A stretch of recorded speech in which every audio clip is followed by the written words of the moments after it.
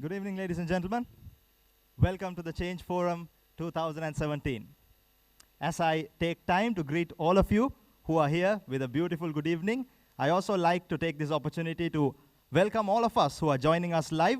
First up, the people who are watching us on DTV channel number 1, and also our online audience are connected with us through thepapare.com, MyTV, Facebook, and of course the live feed on YouTube. So all that is happening, so there are a lot of people watching us, watching what's happening today on this Change Forum. So the term change, I must tell you, has been used in various ways. From clothing lines to the campaign the first African American used to become the small or big, to drive a big impact in their lives and their journey towards success. Our vision is to enrich Sri Lankan lives by enhancing the avenues for experience and knowledge sharing and form a unique learning experience through Change Forum. Objective of the forum is to motivate everyone to believe in themselves, to think out of the box to generate new ideas, and to develop new thought processes and adapt the positive traits of others while being themselves for the betterment of their lives. What started with 160 people in attendance has grown sixfold today in the number of people requesting a presence at Change Forum. Local and international celebrities have inspired us, to whom we are thankful for, through their life stories and how they overcame the odds, to be who they are today. What we realized in this journey is people are inspired when they find out they are not alone, that they too can achieve extraordinary things, reach extraordinary heights through sheer willpower and a change of their habits. This is for all those who are not known to the world but have changed things, people and situations around them to voice up and add their experience to this portal as a donation to change this world into a better place. Every voice echoing out to change, to be a better person, to change the community around you, to achieve something remarkable is valued here. Every voice echoes together to bring about change, to break barriers and walk forward to achieve the unseen edge of humanity. With the help of technology and connectivity that we have handed over to them to explore and expedite the world.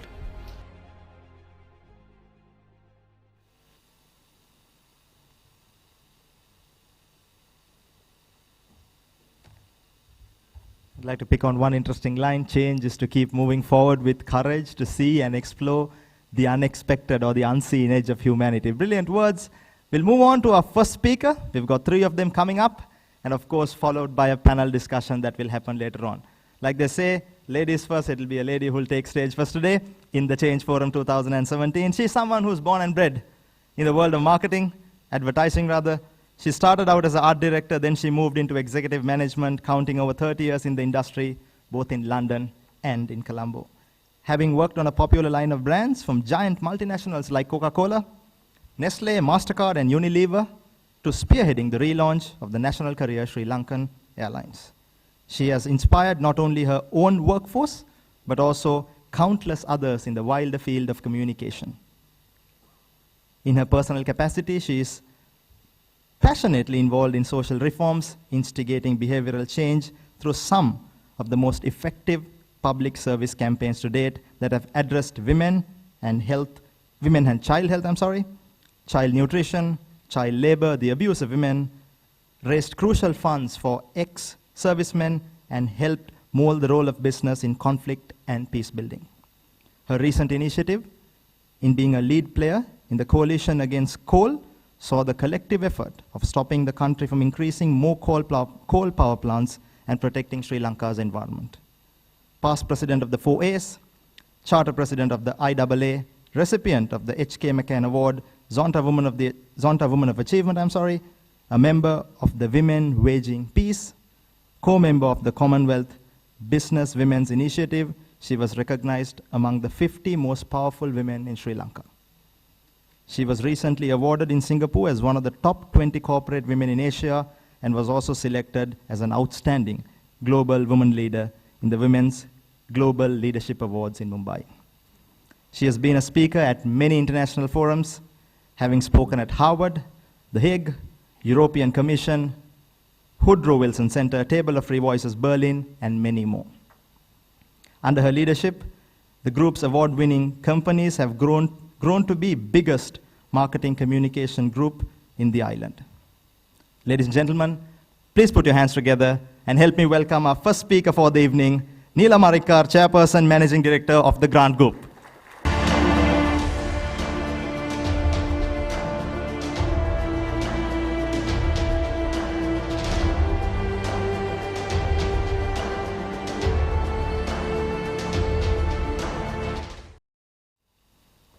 Good afternoon, everybody. It's a real pleasure to be here today, and I think that this subject of change is so important. And I think having a chance to share some thoughts with you is a pleasure. So, change. You know, in life, that is the one thing we can be certain of, is change. And change is something that maybe scares us because a lot of us feel we can't really do anything, that we can't make a difference. And we feel sometimes paralyzed about situations that are around us, and we feel helpless about change. But I'm a believer, a very strong believer, that change is something that is within us. And change is something that makes us something more than who we are. And change is something that, especially in times when you're faced with difficult situations, push to the boundaries. You know, it's amazing how we can innovate, how we can think out of the box. So when times are difficult, when you're challenged, I think these are the times when you take a look and say, okay, can I do this differently? Is there something I can do to make a difference? You take the world today with the advent of digital and mobile. I mean, the explosion of what is happening out on the world of the internet. Every single thing that is happening in the world today is with us in seconds. I mean, we have to thank companies like Dialogue that has enabled that to be possible for all of us. Because today we are connected. We are connected to everything that's happening in the world. So what you're seeing every day is change, the advent of change, the world and how internet and how technology is changing our behavior. The fact that today, so many of us are so much more aware of what is happening in the world. There is nothing that we can't find out. Now, what does that make us do? You know, it can also create us to become advocates, activists, and ambassadors for change too, because you are aware of things that are happening in your own community that might upset you, that you may not like, you may not want to see happening. It could be good and bad, because it can also be an instrument for change for the worse, but it can also be an instrument for change for good. So I think that we are living in a world that is so dynamic, that is ever changing. Every minute there's something new that is happening. And how do we exist in this? Personally, from my own perspective, I am a big advocate of change. I believe that as a person, as an individual, we can be the change we want to see. I'm an absolute believer in it. And I think if we feel limited, it's because we limit ourselves. It's not because other things limit us. We ourselves are our greatest limiters, really. And I can just take a few, recent things that I have been working on. Somewhere in March, was it March this year? Where are we now? March last year. I'm somebody who believes in taking up a cause that I feel is important, because I always look at it in the context of my children, the future of my children, the future of this country. You know, what do I want to see for my kids? They're not kids now, they're women now, they're quite grown up. But I think it's really important. And I think today when you see Sri Lanka, we are at a very important juncture as a country. There's a lot going for us. We have the opportunity to do things right, and I think this is a real time for us to do things right. I think all of us as people, as society, as community, have a role to play, because we shouldn't be just complaining and saying, what can I do? But what can you do? There are things you can do.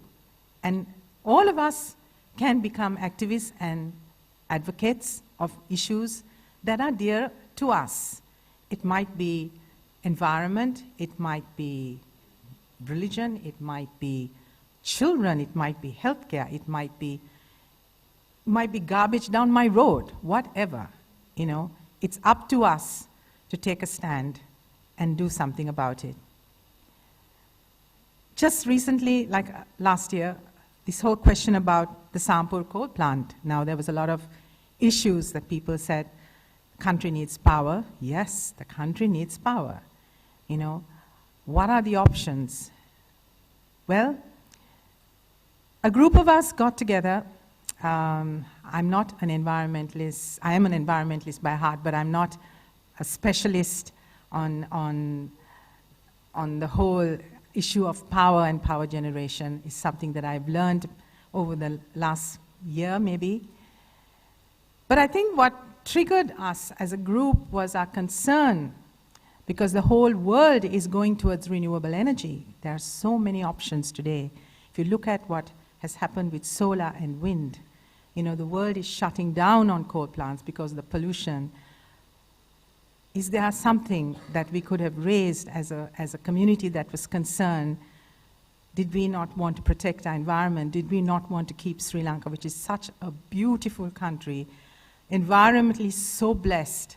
Why would we go down the route of old technology when there is so much of free sun and free wind that we can utilize that could power the whole country? And that was the issue that some of us, or I would say increasingly more of us, felt that we needed to communicate that aspect. The other point was that we look at an area like Trincomalee. Now, Trincomalee is one of the most beautiful places in the world, on the planet. The fact that it is the breeding ground for blue whales, the fact that we have giant clams, that nowhere else do you get those kinds of giant clams. You know, the marine life, the whole aspect of the coral reefs, everything. It's a most unique ecosystem. Now, what happens when you put a coal plant in a place like that? It would have been an environmental disaster. We see what is happening now in Kalpitia, in the Norachole plant. It is impacting the oceans there massively, because the water, the pollution from the water, because of the environmental degradation in that area, you're introducing hot, toxic water back into the ocean, which is now the impact of it is impacting on the coral reefs, on the fish. We're seeing some changes, some dramatic changes in an area that is perhaps one of the last pristine coral reefs in the world. We have 800 acres of the most beautiful coral reefs. It's the home for dolphins and whales and dugong and all of this. Now, most people might think, well, what can we do? You know, not much. But you know, we could. And that's the issue I'm raising here. Because it meant so much to a group of us that we got together, we decided we've got to do something. And what we have to do is educate people. We accept that power is essential, but there has to be a better way. Is there a better way we can do it that will be still cost-effective, that will not damage the environment, and that is compliant with the way the world is going on climate change? Well, it was amazing when you can get a group of people who share your view, who are passionate about a cause. It's amazing what energy that creates and what is possible. And that was the thing that we were able to do, is to get a group of people together who were experts on environment, on power generation, on different aspects that came together, worked together. We advocated, we educated, we talked to policymakers. It was a tough one because we took on a big industry, but thankfully the government also was willing to consider it, and the president had just signed the Paris Agreement, which talked about being compliant for climate change. So it was like all the pieces came together, and we were able at that moment to make a very strong case for this. And we were able to stop this coal plant, and God willing, we can stop more because we have other options. Now, when we started, people said, "Yo, you can't, how can you even think you can do anything like that? It's not possible." It's just a small group of people. But that's what I'm saying. When there's a group of people who feel strongly, who are passionate about something, the opportunity to change your situation can have dramatic results, can have results that have far-reaching consequences for your future generations. And that's why I believe that nothing is not possible. Everything is possible. At least it's possible if you give it a try. You may not always succeed. I'm not saying you can always succeed, but at least the effort of trying is worth it. You can look back and say, well, you know what? I did try because I believed in it. So in this world that we live in today, there's so much happening around us, whether it's in our own companies, whether it's in our neighborhoods, it's within our families. And change for good is so important. I think every one of us, we can make a difference. We have the ability. You've seen, the things that can happen when people get together and work together. And that's why I'm saying, there's no point us complaining and saying, you know what, I don't like this thing that's happening. Well, what are we going to do about it? How are we going to make that transition from just feeling helpless to being someone who can actually become an advocate and be an activist? So I would just like to leave that thought with you, because never fear change. Change is always an opportunity. And right now, today, in my own company, there's a big change happening today, which I think many of you might read about tomorrow. And I'm very excited about change, because I think change is an opportunity. It's something that opens our minds up. It makes us a lot more creative.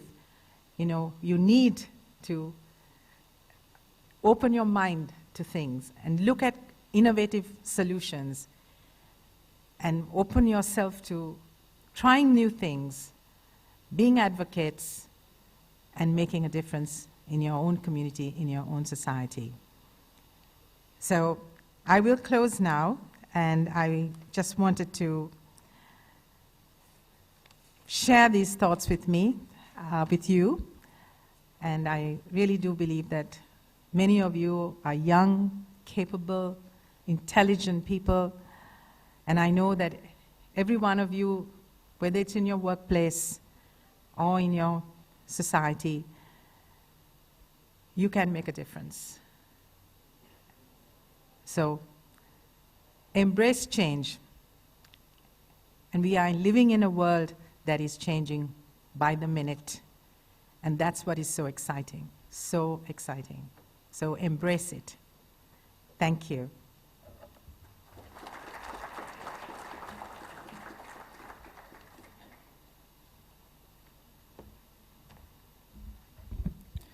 Thank you so very much, Nilamarika. That was amazing thoughts. Up first in the 2017 version of the Change Forum, the 4th edition. I think loved a few of your thoughts. Is there a better way to do everything that we're doing? We should always explore. That is the birth of change. Lot happening around us. Do we have our eyes open? What effort are we putting in to make change than just talking about it? I think with that point, she made impact of a very important line in different terms. If you're not a part of the solution, you are sadly a part of the problem. Thank you so much, ladies and gentlemen. One more time for our first speaker. Since she's caught up with a very busy schedule and she needs to leave early, she's found time to be here for the Change Forum. We are very thankful. Before she leaves, we want to hand over the token of appreciation for being a part of the Change Forum 2017. To do that, I'd like to invite Shyam Majid to please join us on stage to hand over the token of appreciation to Nilamarika. I also invite her to join us on stage to please collect the token of appreciation, which is coming up now. Thank you so much. Thank you, Shyam. As we proceed, before we go in and see who our next speaker is, I'm going to show you a video about the impression of change from someone who's closely associated with the invention of the reverse sweep. So ladies and gentlemen, let's take a look at what Andy Flower has to tell about change.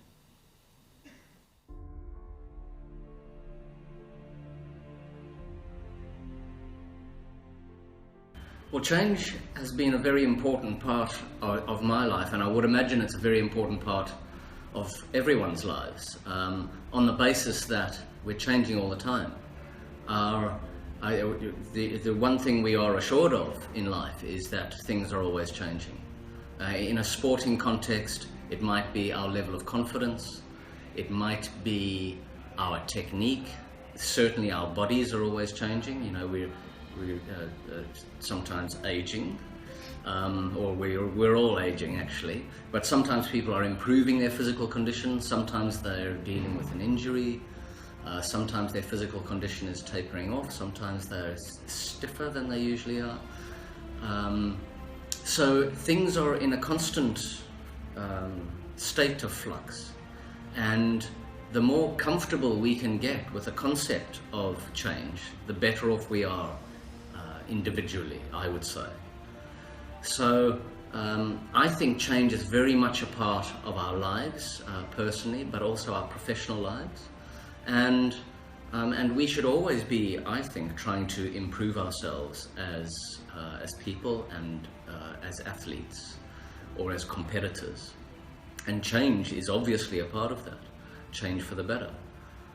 I think it's a really exciting part of being a professional cricketer, where you're constantly trying to find an edge against the opposition, or you're trying to improve yourself, make your package stronger.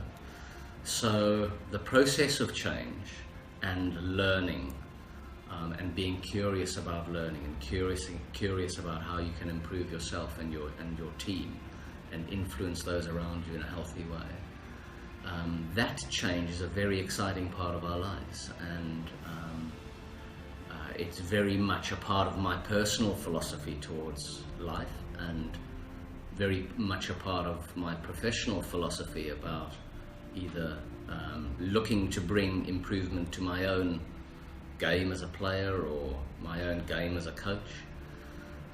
But also, if I'm working with the team, I'd encourage others to be embracing change as something very positive.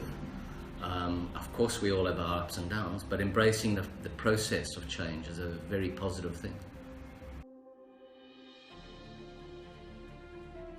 Well, I would like to think that as a cricketer, change was very much a part of the little bit of success I had as a player.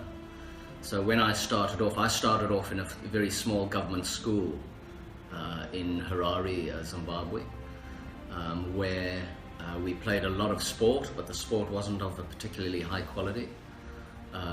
We did some education, and as you can probably notice, some of the education wasn't of a particularly high quality either. But the change that that happened to me sort of in my late teens and early 20s, where I started taking my game a little more seriously. The enthusiasm that my father and my brothers had given me about sport and playing sport just because we loved it, that helped me change from just a casual sportsman that liked playing different types of sports to focusing on cricket, and trying to change the way I went about my attitude to improving myself, and then change the level of how I delivered my technique, my attitude to the game, and my competitiveness. And I think I changed from a very ordinary young cricketer to someone who could compete with other international cricketers. You know, I thought we were very lucky to be given the chance to play international cricket for a small country like Zimbabwe.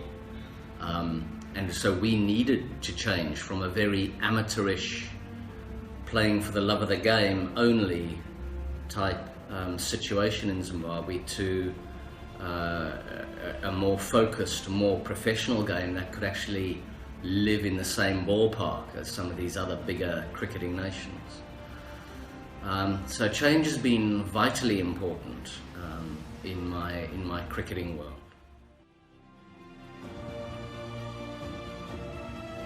I think one of the biggest things I changed in my life was to understand people better. I was very focused on getting things done and achieving goals, but probably not always thought about how that might affect other people.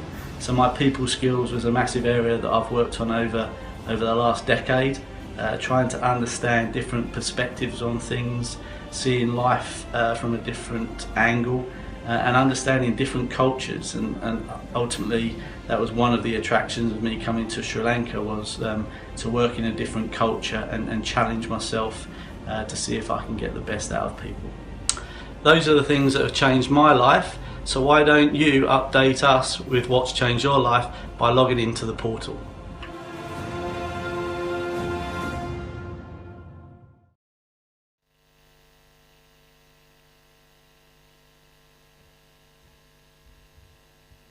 Ladies and gentlemen, that was some thoughts of change from opinions across the world. Up next, we will move on to our second speaker for the Change Forum 2017 happening today.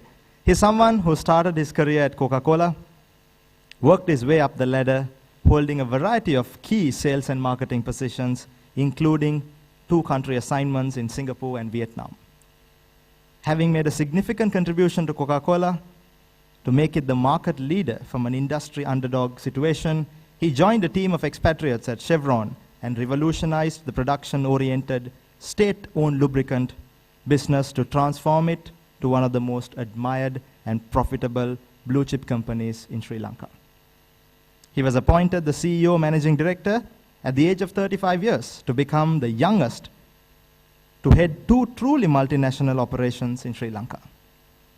He has addressed many national and international forums on various topics and has had the unique opportunity of addressing the Global Marketing Forum in 2006 in Bangkok as a private sector business leader. On the invitation by the government, he has also had the rare opportunity of addressing the Oil Exploration Technology Conference 2007 in Texas to promote Sri Lanka's oil exploration opportunity. Also, the Commonwealth Forum in 2013 in Hambantota, and the World Conference on Youth in 2014 in Colombo. Recently, he was invited by the USAID to speak to the senior management of the Sri Lanka Parliament on leadership. Externally, he has received numerous awards for leadership, marketing, and corporate management, which include Most Outstanding Young Person in Sri Lanka Award for Business Accomplishments and Entrepreneurial Leadership by the Junior Chamber in 2003, also winning the Best Business Leader of the Year 2004 awarded by CIMA Sri Lanka, and also winning 2 Entrepreneur of the Year awards in 2007 at the national and provincial level. He holds an MBA from the University of Leicester and is a fellow of the Chartered Institute of Marketing UK. Before joining Chevron, he worked for Coca-Cola for 11 years, like we've said before, and had a lot of management positions and foreign training and regular country assignment exposures. He was instrumental in introducing the pre-selling concept in Sri Lanka under the direction of the Coca-Cola principles. Ladies and gentlemen, please put your hands together to help me welcome Kishore Gomes, CEO, Managing Director of Chevron Look.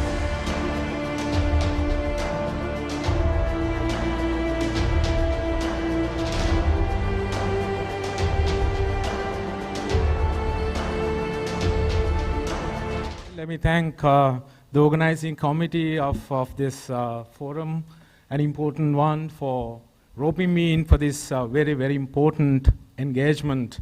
I remember somebody calling me 6-7 months ago and telling me that there is this kind of a forum that's happening, whether I would be keen to be a part of it. And I said, if it's change, I shall, not otherwise. And recently, about 2 months ago, there was this very formal invitation that came, and I had 2 ladies in my office room together with a guy. Glad there was a guy as well, where we got down to talking about business, and ended up being present here this afternoon. I had to propose a title as well, and Neela got away with something off the cuff, but the people who came to invite me formally did not give me that flexibility, and wanted kind of a formal one, and started talking about a presentation as well, and a title, theme, what not. And I thought, now that I've accepted the invitation, I need to oblige.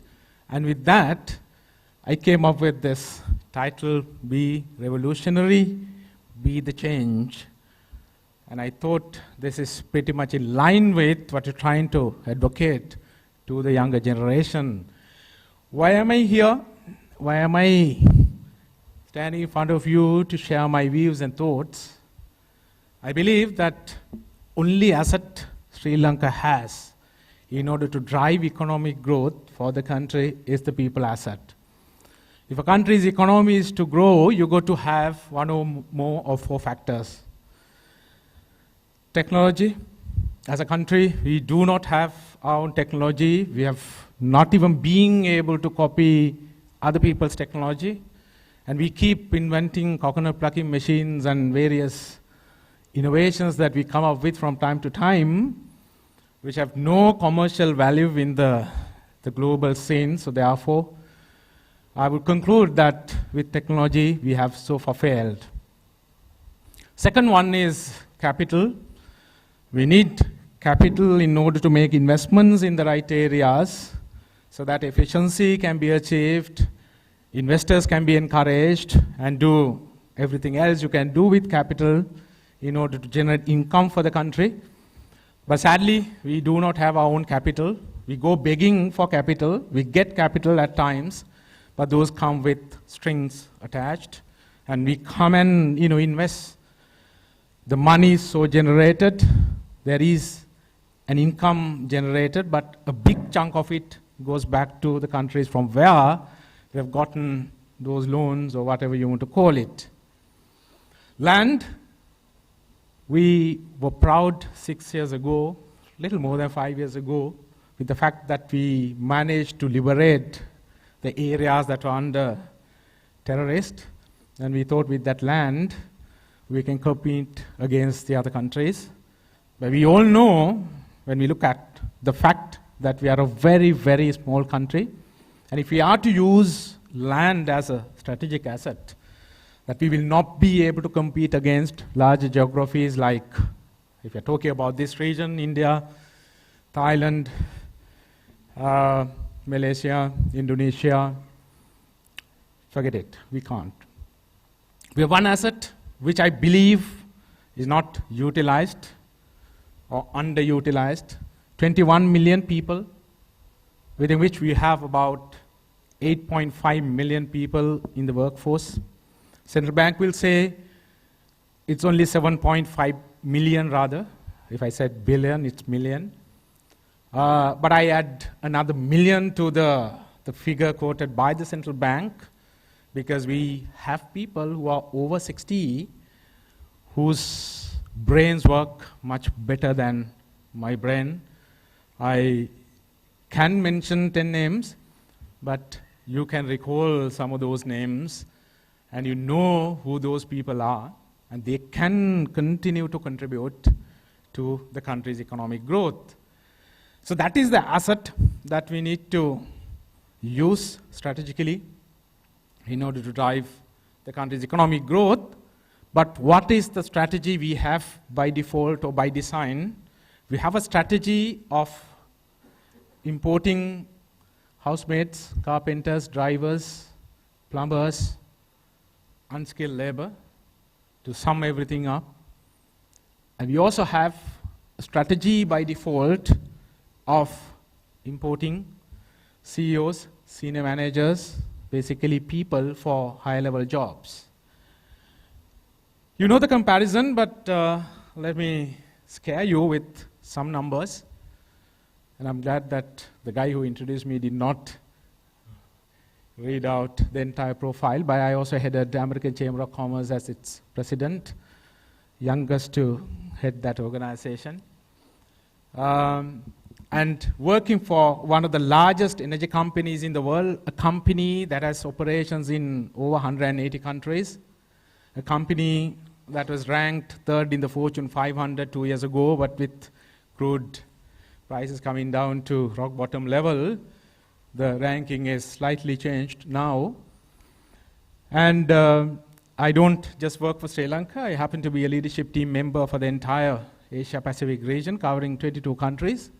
And I also do have a role covering the entire globe as well, where I'm supposed to be an extended leadership team member. So I have access to information, and I have audited information. When a CEO comes from that side, depending on how big the organization is, the profitability of the organization and many other factors, on an average, on a monthly basis, a CEO would take anything between 10 million to 15 million rupees a month.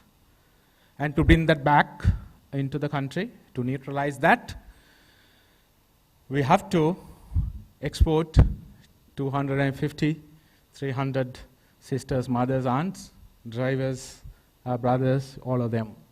Suicidal HR strategy. Where have we failed as a nation? And we need a change.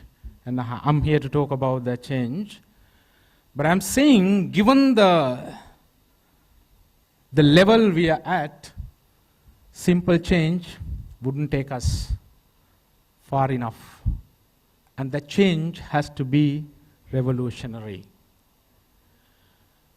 Revolutionary is being radical, is being aggressive, is having that do or die attitude. It's the passion to win. It's the extreme desire to beat the others. It's basically beating the competition you have as a nation, as a member of the Sri Lankan workforce. So if I may proceed, having understood the challenges which provides the base for you to play your game, we need to come up with the right vision. Vision is defined in ways where you can't really understand what vision is all about, how to apply yourself. And vision, by way of words, cannot motivate human beings. And I make a very bold and strong statement here. The words can't motivate people, inspire people. It's the feelings that can inspire people.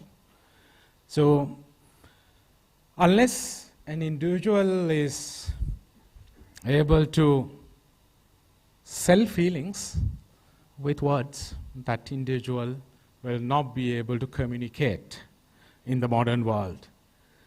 So, you have your status quo. You know where you are. Your vision should be the desired status, what you would like to be based on whatever the time horizon you decide for yourself. 5 years down the road from now, 10 years down the road from now, what do you want to be? And think of the images you can then associate with and start seeing those images today, so that those images will naturally motivate you, keep talking to you, and it will develop a mindset where you can't live without applying yourself day in, day out in order to acquire and embrace those images, those visuals. So you've got to start with that, and that's one change all of us as Sri Lankans need to have. Moving on, aim for perfection. There are a lot of arguments against it.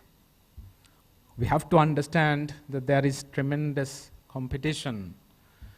Your competition is there to kill you. They're there to eat from your plate.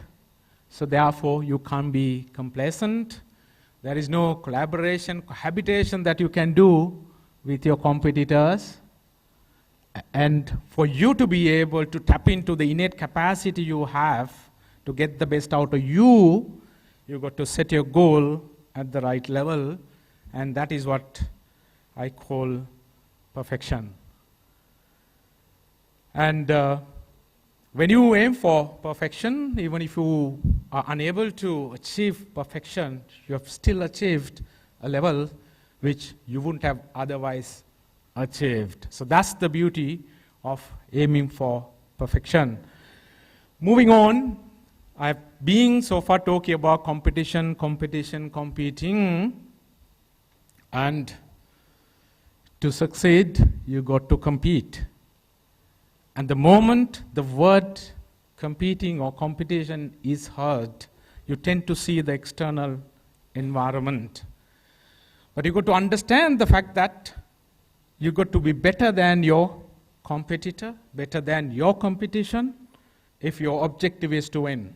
So you got to be better than your competitor, and it is all about strengthening the strong points you have, building on all the positives you have, and eliminating or minimizing the weaknesses you have.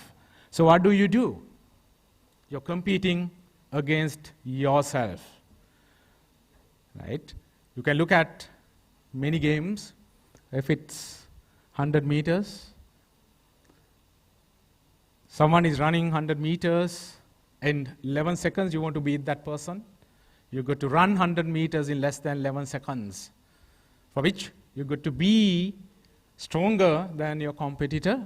You got to be faster than your competitor. You got to have the right technique, for which you got to train. So you are competing against yourself. So if you want to win, this is all you got to do. Moving on, a lot of people, when they speak of strategy, they speak of long-term strategy, long-term planning, and it is said to be the right thing to do, and I totally go against that. And these are some Kishu Gomas branded statements that I like to share with Sri Lankans whose vision is to win, beat the other nations, in order to generate income for the country, for the workforce to be able to offer the life 21 million people expect. We are working for organizations, and we obviously put our brains together, spend hours and days and months sometimes mapping out the journey, and we make assumptions. What would be the likely environment that we will have to play in 5 years down the road? And I ask you one question: have those assumptions been so far real? What's the answer? Right? I believe many will say, no, those assumptions haven't been real. So why are we fooling ourselves? I have no issues in anyone planning for the long term. And in fact, I would say it is important But don't waste your time focusing on long-term at the expense of short-term, medium-term results. Tomorrow, the environment is going to be different and may not be the environment we thought it would be. So apply yourself today, get the best out of you, achieve the best results you can, keep doing that, you will have a better long-term results as well. All right, I'm going to create an issue for dialogue. I'm the only business leader in the world who advocates this. Forget the target if you want results. Another Kishu Gomez branded statement. I would like to ask you a question. Do you control the target, or do you control or manage the behavior or behaviors required for you to be able to hit the target? Which one do you control? For us to be able to achieve a goal, for us to be able to achieve a target, we got to have certain behaviors in us. We got to apply ourselves in a particular way. So what you control is not what you want to achieve, but what you do to achieve the goal or the result. So again, refreshing what I said, have the goal, inside your head and heart and every other organ, you want to have it in, but beyond that, don't worry about the target, simply worry about the behaviors that are required, and that being what you control. When you control what you can control, it will easily take you to the target. Moving on, we as a nation have a major weaknesses. We are an action-oriented nation. We want action because people who provide the leadership to us have, action at the highest level possible. Action everywhere they go. And we tend to, simply be driven by those actions we see. But without knowing, if you apply yourself, you will still have an outcome, but that outcome may not be to your satisfaction. So know before you do. If you don't know what to do, don't do it. Because if you apply yourself, if you do without knowing what to do, you will still have an outcome, but that outcome will not be to your satisfaction. So when you have a task to perform, pause, give it enough thought, take enough time, understand what needs to be done, understand who you are, understand what business you are in, understand your strategies, understand your organization, understand your role, understand your competition and every aspect of it, and then do what you have learned or what you know. That way, you will be able to achieve the results you want to achieve. So, our organizations in Sri Lanka have a habit of recruiting the best, at least that's the intention every single organization has. They just take people in, best people in, wherever possible, and they're not given enough training because, cost is very high. And in this room, I believe everyone is an expensive employee, judging by how you guys look, how impressive your guys' visuals are. So organizations are very, very hesitant, reluctant to make an investment to train the individual, to give that knowledge. So 1 week somewhere, another week somewhere, and person is then asked to start performing. And this is not healthy. And that's why some employees fail.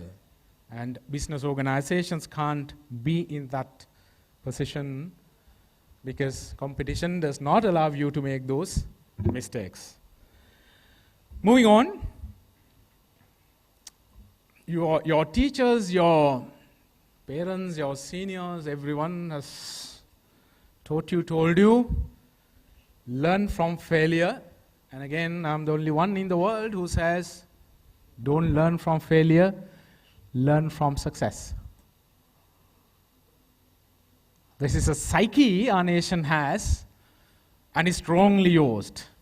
I have no issues in people learning out of failure, but it is only the failure or failures our nation does postmortems on. When you fail, you feel miserable. You spend hours and days and weeks in trying to see where you went wrong. But you tell me what kind of feeling you get when you win, and for how long those learnings last on your head, in your heart. You tend to immediately forget how you achieved it.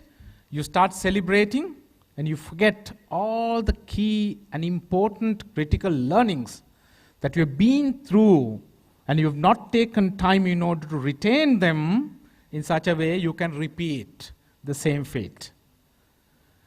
This is an issue Sri Lankans have. So that's why I'm saying learn from success, because success gives you more learning than failure. Success is a situation, there are accidental successes as well. I'm not talking about those, I'm talking about planned ones.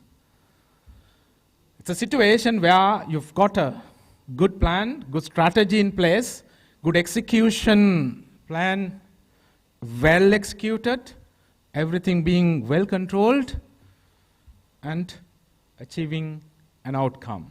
And that's what you want to keep repeating.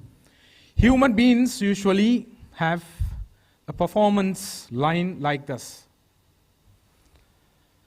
Ups and downs, it's never the same. If you're a good employee, it's not that either. So some people doing the same thing over and over again, one day you achieve superlative performance results. Very next day, same conditions, same environment, same task, same of everything, lower level of performance. You tell me if it doesn't happen to you. Right? We have days when we end the day, we feel extremely good. We have a feeling, wow, we've had a great day. Next day, same thing. Have you always had the same feeling running through you? Or has it been different at times? So this is another thing that I would like to advocate. A lot of people try to follow role models. And a lot of university students, poor kids, come to me, going through websites and all the stories one can have access to, come to me and say, sir, you are our role model or my role model. And these are kids, poor boys and girls. I won't say anything at that point of time, so I only say thank you. And then I start my dialogue with them. At the end, they say, sir, we will not follow you. Learning can come from every single human being. Learning can come from a vendor in a vegetable market. You walk into a vegetable market, you see how 10 different people do it differently. Is it the same? Don't you have learning from such people? You go to a fish market, exactly the same fish, presented in a different way, and you have a preference to pay a premium to buy from a particular guy over the other guy, and same thing happens in a vegetable market as well. We all drive in Colombo, and there are beggars on the street. What they're doing is something unethical, not socially friendly, but still it happens, and we get exposed to these people every now and then, and we don't want to encourage such behaviors, but when we look at some of them, they're able to surely earn our sympathy, and out of sympathy, reluctantly, we just pull our wallet and we tend to make a contribution. Giving the benefit of the doubt to them, knowing very well that some of these guys are fake guys, and they act, and they are the best actors, not just in Sri Lanka, anywhere in the world, right? Hanging various external, gadgets here, there, supposed to be medical, things. I don't know what you call them. And some of them, holding boards, trying to get your attention, delivering various messages to you in order to dilute your kind of attitude so that, you would take the decision in favor of that individual. So don't you have learning out of such people? What are they doing right? They're getting your attention, they're talking to you, and they're changing the way you think, and they become winners. So you have learning from them as well. Trying to follow another individual will be the worst mistake in your life if you think following role models is something that works. If somebody wants to be like Ishu Gomez, I'm just a small guy, but you go into my FB fan page, you read the entire profile, see whether you will ever be able to even do 10% of what I do. I do all the good things, all the bad things under the sun, so never try to be me. You'll go miserably wrong. I'm no one compared to Bill Gates, but I would like to challenge Bill Gates. If you can build another business empire like the one you built. He played in a different environment. Technology evolution was at a different level. Need at that point of time was different. Competition was different. Consumer was different. Everything was different. So if he does the same thing again, will that create another Bill Gates? I will conclude that no, there will not be. So with that, moving on, we day in, day out, just toil, work extremely hard to find solutions to all the issues we are confronted with. And I'm saying, again another Kishu Gomez, don't worry about solution, worry about questioning. Like the previous one where I said no before you do.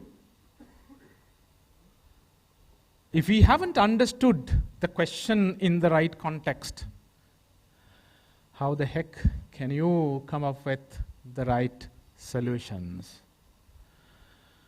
And every question has more than one solution. Same way, if you keep questioning, you will have more options. And you've got to keep asking questions after questions to see how well you are able to understand the question. And when the question is well understood, coming up with the solution is not so hard. You tell me if you have had any experiences where you thought you knew the issue, came up with a solution, and that solution that you thought was the best didn't work. Is there anyone who can stand up and tell me, no, all the solutions I came up with, all the proposals, all the strategies I came up with, everything has worked? Is there anyone in this room? I can't claim that. I'm not. I've gone wrong many times. I've had more failures than successes. So that's the fact. So that's therefore I'm saying, this is a line that I use, it's far better for you to understand the question 100% and come up with a 50% effective solution than understanding 50% of the question and coming up with a solution that's 100% aligned with what you know.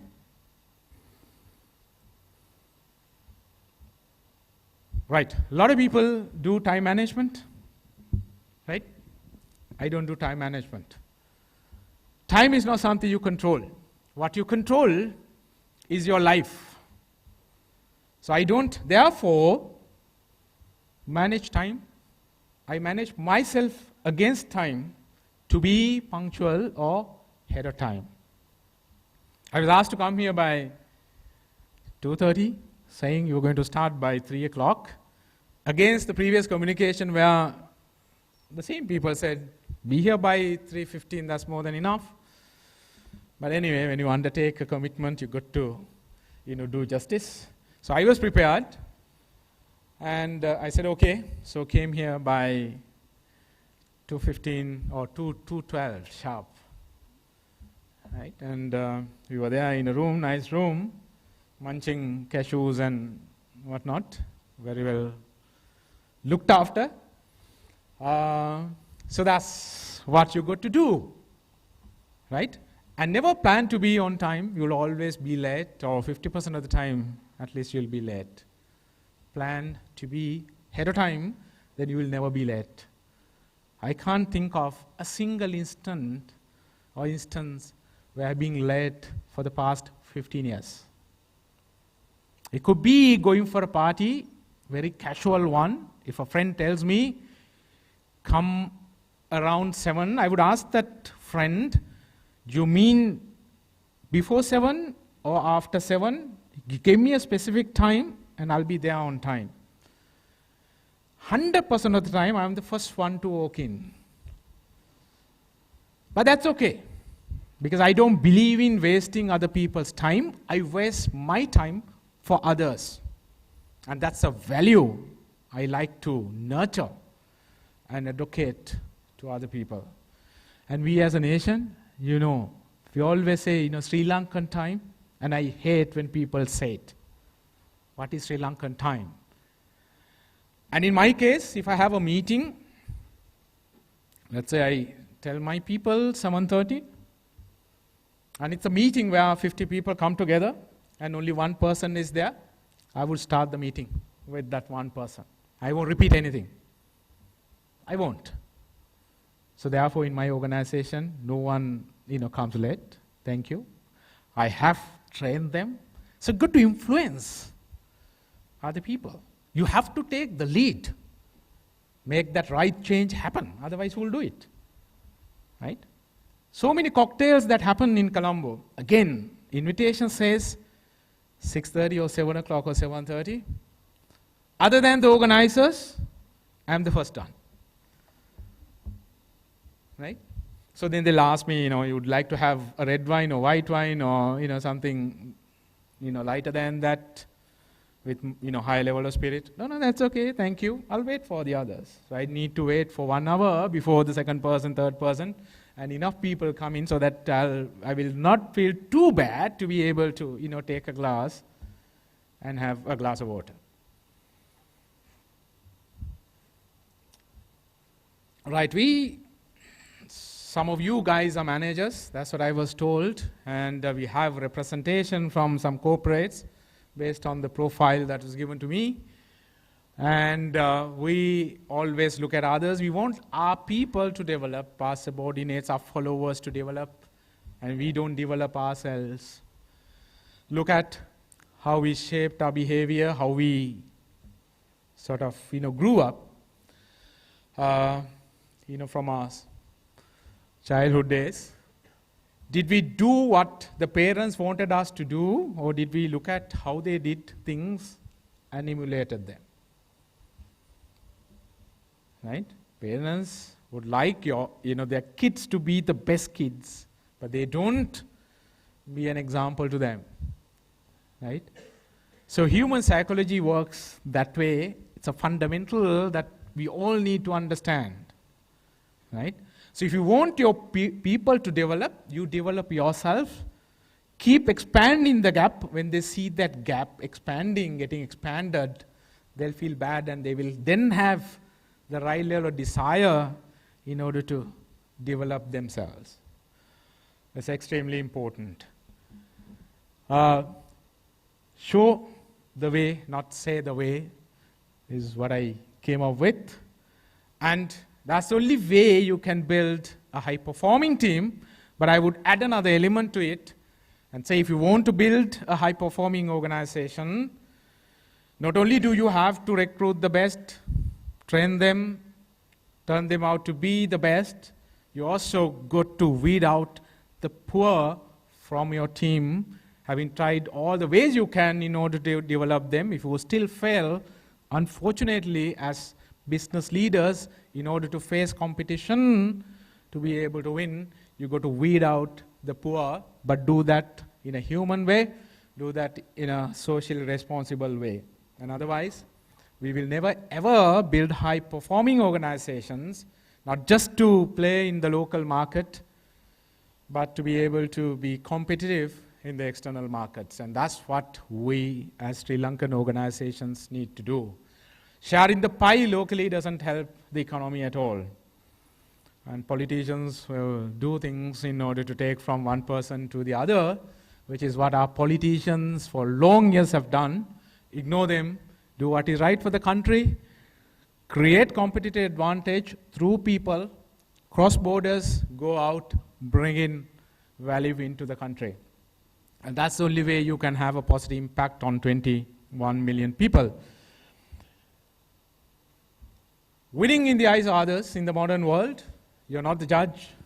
You may think that you are a winner, but if your stakeholders, if others don't accept you, receive you, respect you, and admire you as a winner, you're not a winner.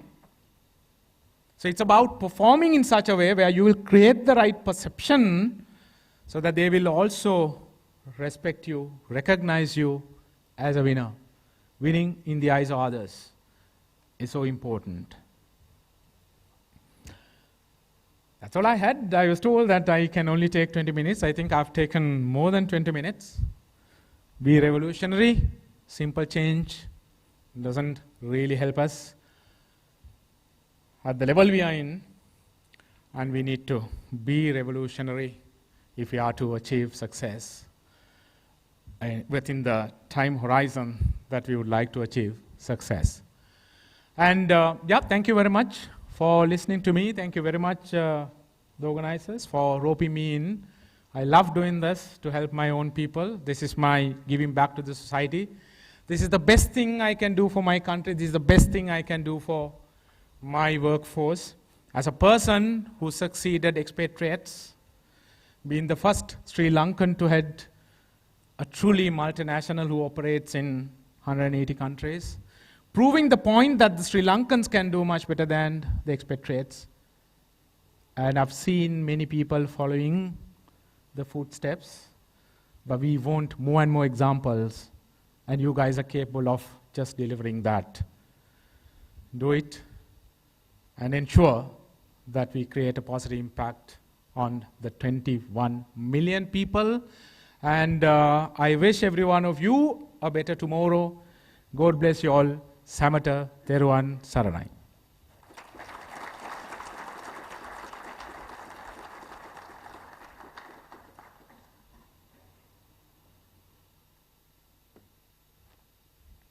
Thank you so very much, Kishu, for the brilliant thoughts. Loved listening to you throughout, right standing there, right from the back. Love to reiterate a few lovely thoughts that you shared with us. I think the most important part is I love feelings to inspire yourself, where your own feelings inspire our own self. You see yourself in the future and try to get there. You see a successful self of your own self in the future and try to get there. Aim for perfection. A lot of us tell us you'll never be perfect. But here is one man who's telling us to aim for perfection, because even if you fail, you'll still be very close to being perfect. Long-term goals. Why are we fooling ourselves with long-term goals that most of the time at the end are not real? The assumptions that we made for 10 years, at the end of those 10 years are more often than not real. So why are we even doing that? Let's focus on our short-term goals. Know what you do what you know. Lovely picture of a surgery happening there. If at all you didn't understand the idea, the picture will tell you the whole story. Do what you know, and you must know what you do. You can't manage time, but you definitely can manage your life. Let us all do that. I will not talk about being on time and about being punctual, because that was a slap on all our faces. Because all of us have a track record of being late, and I think he lives a great legendary life because he's been there on time for 15 years. For that and for all the amazing thoughts he shared with us, one more round of applause, please, for Kishore Gomes. Up next, ladies and gentlemen, we will have our third speaker. So we've had two people from the business world. Here comes a man from the world of sport. He's a former Sri Lankan cricketer who is a current coach of the Bangladesh national cricket team, having been appointed in May 2014. He's previously also coached the UAE, the Sri Lanka A, and at Australian domestic level, New South Wales and the Sydney Thunder. An opening batsman with a compact style and steadfast nature, capable of playing the lengthy innings when the situation warranted, as he possessed a variety of strokes. A handy medium pace bowler who can generate genuine movement through the air. He played 26 tests and 35 ODIs for Sri Lanka, and also had a successful domestic career at the Tamil Union, and the Moore Sports Club. Here is someone who's made a statement out there saying that he wants to bring Bangladesh to a situation where Sri Lanka was in 1996. So he wants to, in other words, he wants to make them world champions. Ladies and gentlemen, please put your hands together for Chandika Haturusinghe.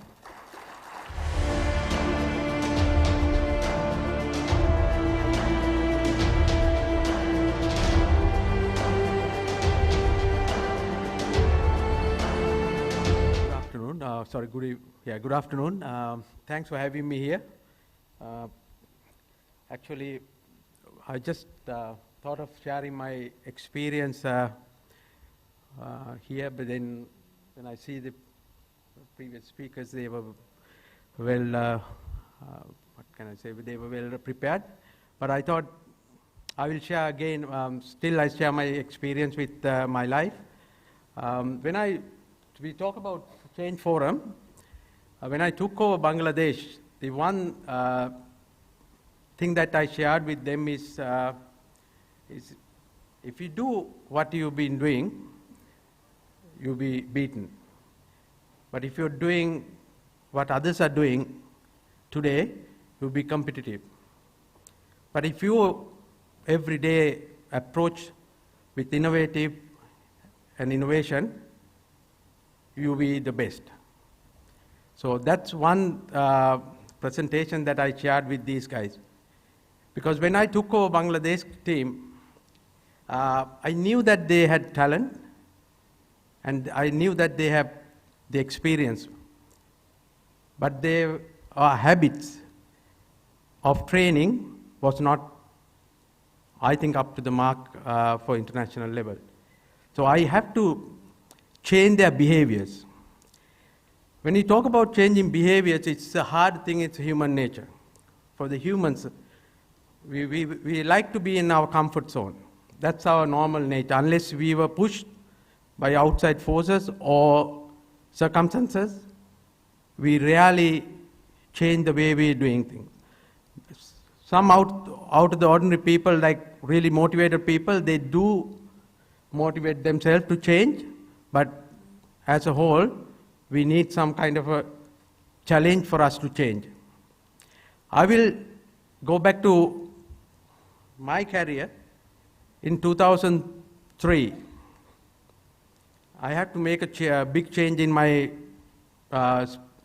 life, my cricketing career and my life, because I was hoping that I will get into the team, because I was out for national team from 99 World Cup. I thought I will try till next World Cup 2003. So I was playing domestic cricket and doing okay. I was winning 3 years in a row. I was a player of the tournament in domestic. Didn't get a single opportunity, not even a A-team tour. So in 2003, when they announced the World Cup team, I was not there. So it was a big moment in my life. I need to do something about it now. So either I have to retire or keep playing, and there's no motivation. And at that time, I was working for Sampath Bank. And then Sampath Bank said that if you're not in the national team, we can't give you leave. So that's another challenge. So I decided to go and play league cricket in England. So Sampath Bank told me that, oh, you have to resign from the bank if you want to go. So during that time, there's a incident happened. I took my family and my wife's family for a weekend out. And that month I struggled, working in Sampath Bank. So what I realized is, am I going to work for Sampath Bank for my career, whatever the career that I have with bank, or I follow my passion? My passion was cricket, and it's going to come to an end. What is my next step? So at that time, I had to make a big decision. That's one time that I had to make a change. At that time, I decided I will resign from the bank and go and play league cricket in England. And I knew that my next step to be in cricket is to get involved in coaching. So I did my level 3 England certificate while I was in England. And when I come back, I played another 2 years. And fortunately, I got an opportunity to coach UAE because I was coaching local team when I was as a player coach. So what I'm going to highlight here is, as people, you need to find your passion. If you find your passion, and if you have enough perseverance for long-term goal, you will be successful in life. And again, there's a change happened in my life, in its coaching life this time, in 2010. It was well documented here that I lost my, not lost my job, I was sacked, to be honest. I was sacked in giving 2 months salary. And then I have to make another decision, whether I'm going back to local coaching or take challenge and take my family away and settle down elsewhere. Because I knew coming back to local coaching is not my passion. It's not going to drive me. So it's big challenge. When that kind of a challenge comes, I always believe your worst case scenario you can handle, anything else is bonus. So I decided, I had PR, so we decided to move to Australia without any guarantee of jobs, with very young family, 3 kids, with only that I have my passion, and then I knew that I can work through.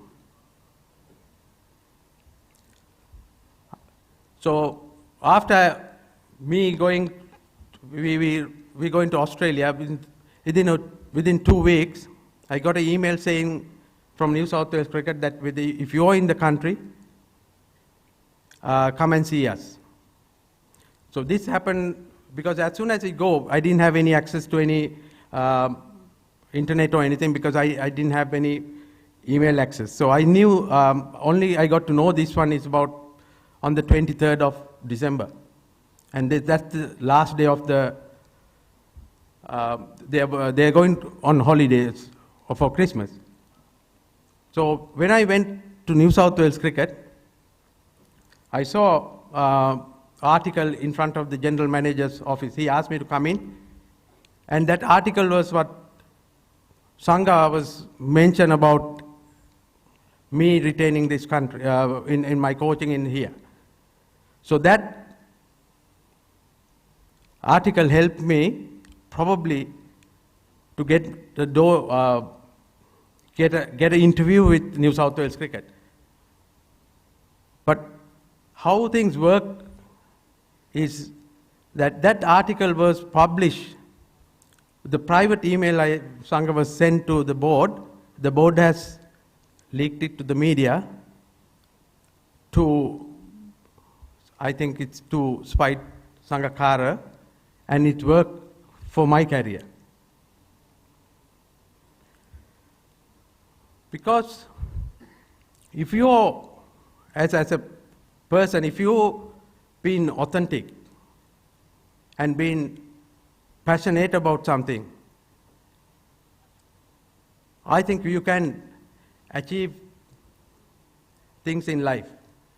For me, it was a challenge to go to another country and a different culture and trying to make my way through. But only thing I was confident of is that being authentic, being myself, is going to give you a way in any part of the world. So, coming back to passion, as a leaders, you need to have that passion lens that I talk about, passion lens that you look through when you're as a leader. You need to look at your players who you lead, or in your corporate world that you lead, their holistic improvement, their whole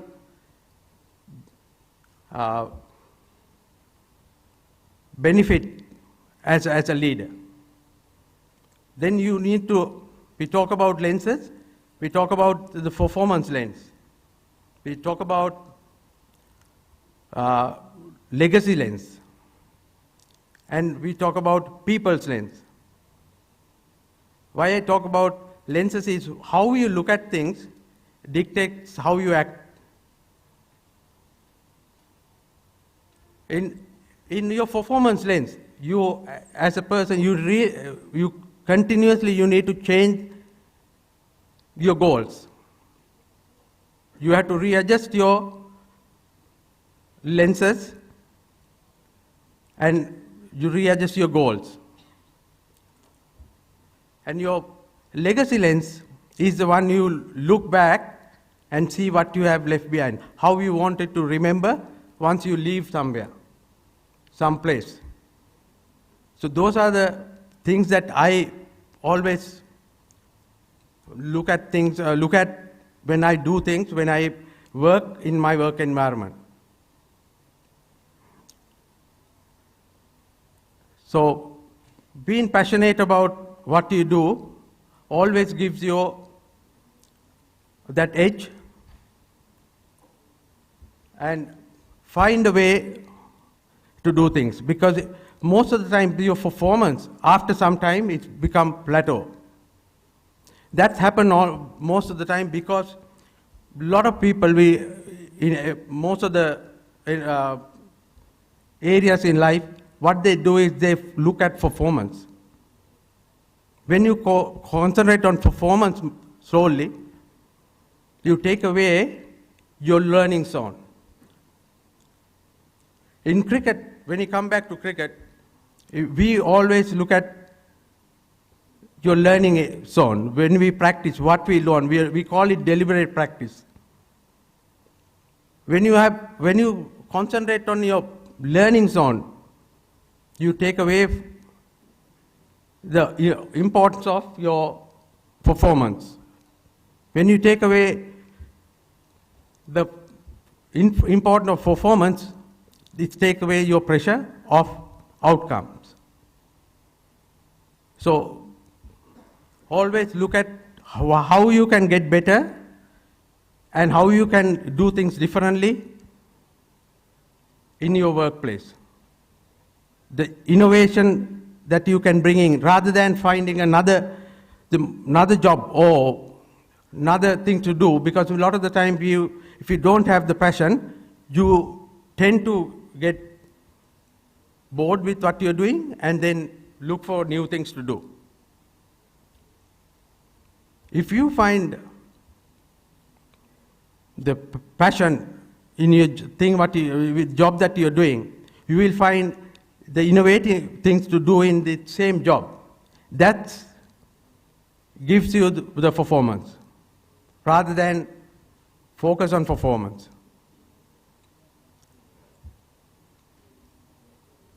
And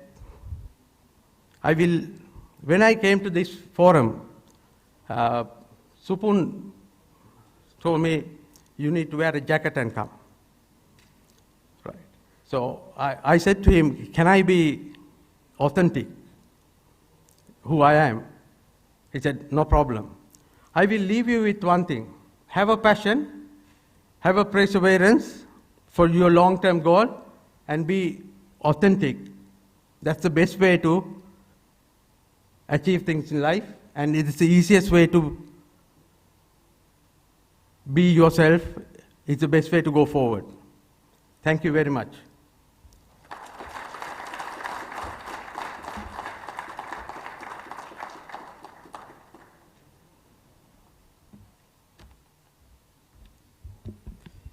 Thank you so very much, Chandika Hathurusinghe. Brilliant thoughts. You put the whole paradigm of sport into a thought of corporate thinking and how we can adapt it in a corporate life. Pursue your passion, love the idea, think of how you can get better, keep thinking, and always be authentic, be yourself. That's what we always say. Up next, ladies and gentlemen, but before that, I want all of you to put your hands together once again for the brilliant thoughts Chandika Hathurusinghe has shared with us. Up next, we will have a panel discussion. And to lead the panel discussion, I think I will first invite our moderator, Dumidu Ranavira. He's here with us. I think the setup will take place now. The chairs will take stage also, along with our speakers. We don't have Neela Marikar with us. She's left early for some important engagement. But we have two of our speakers, that is Chandika Hathurusinghe is with us, along with Kishore Gomez. Two more people will join us for the panel discussion. One of them is Supun Veerasinghe. He is the Group Chief Executive of Dialog Axiata PLC, starting this year. Before he made his way back to Dialog, he was the CEO and Managing Director of Robi Axiata Limited in Bangladesh from 2014 to 2016. Prior to joining Robi, Supun served as the Group Chief Strategy Officer of Axiata Group Berhad in Malaysia. At Axiata, he also served as the Head of Network Transformation Strategic Business Unit, under which he led the Group Technology, Career Collaboration, and Axiata Intelligence Unit. Prior to his assignment to the Axiata Group in 2013, Supun was the Group Chief Operating Officer of Dialog. He started his career in telecommunication in Dialog in 1999 and held multiple roles such as Head of Strategy and CEO of Mobile Business before being appointed as Group Chief Operating Officer in 2010. He has an MBA from the University of Western Sydney, Australia, and is an alumnus of the Harvard Business School. Supun was also honored as one of Sri Lanka's top 10 outstanding young professionals by the Junior Chamber of Commerce, Junior Chamber International, Sri Lanka. We've set up, along with Supun, we also have another man joining us for the panel discussion. I won't take a long time to introduce him because he doesn't need one. Everybody knows him. I'll just simply say, Sri Lanka's best left-hand batting sensation, Kumar Sangakkara. He's there with us too. So I'd like everyone to take your seats, please. First up, Dumidu, Supun, Chandika, Kishu, and of course, Kumar.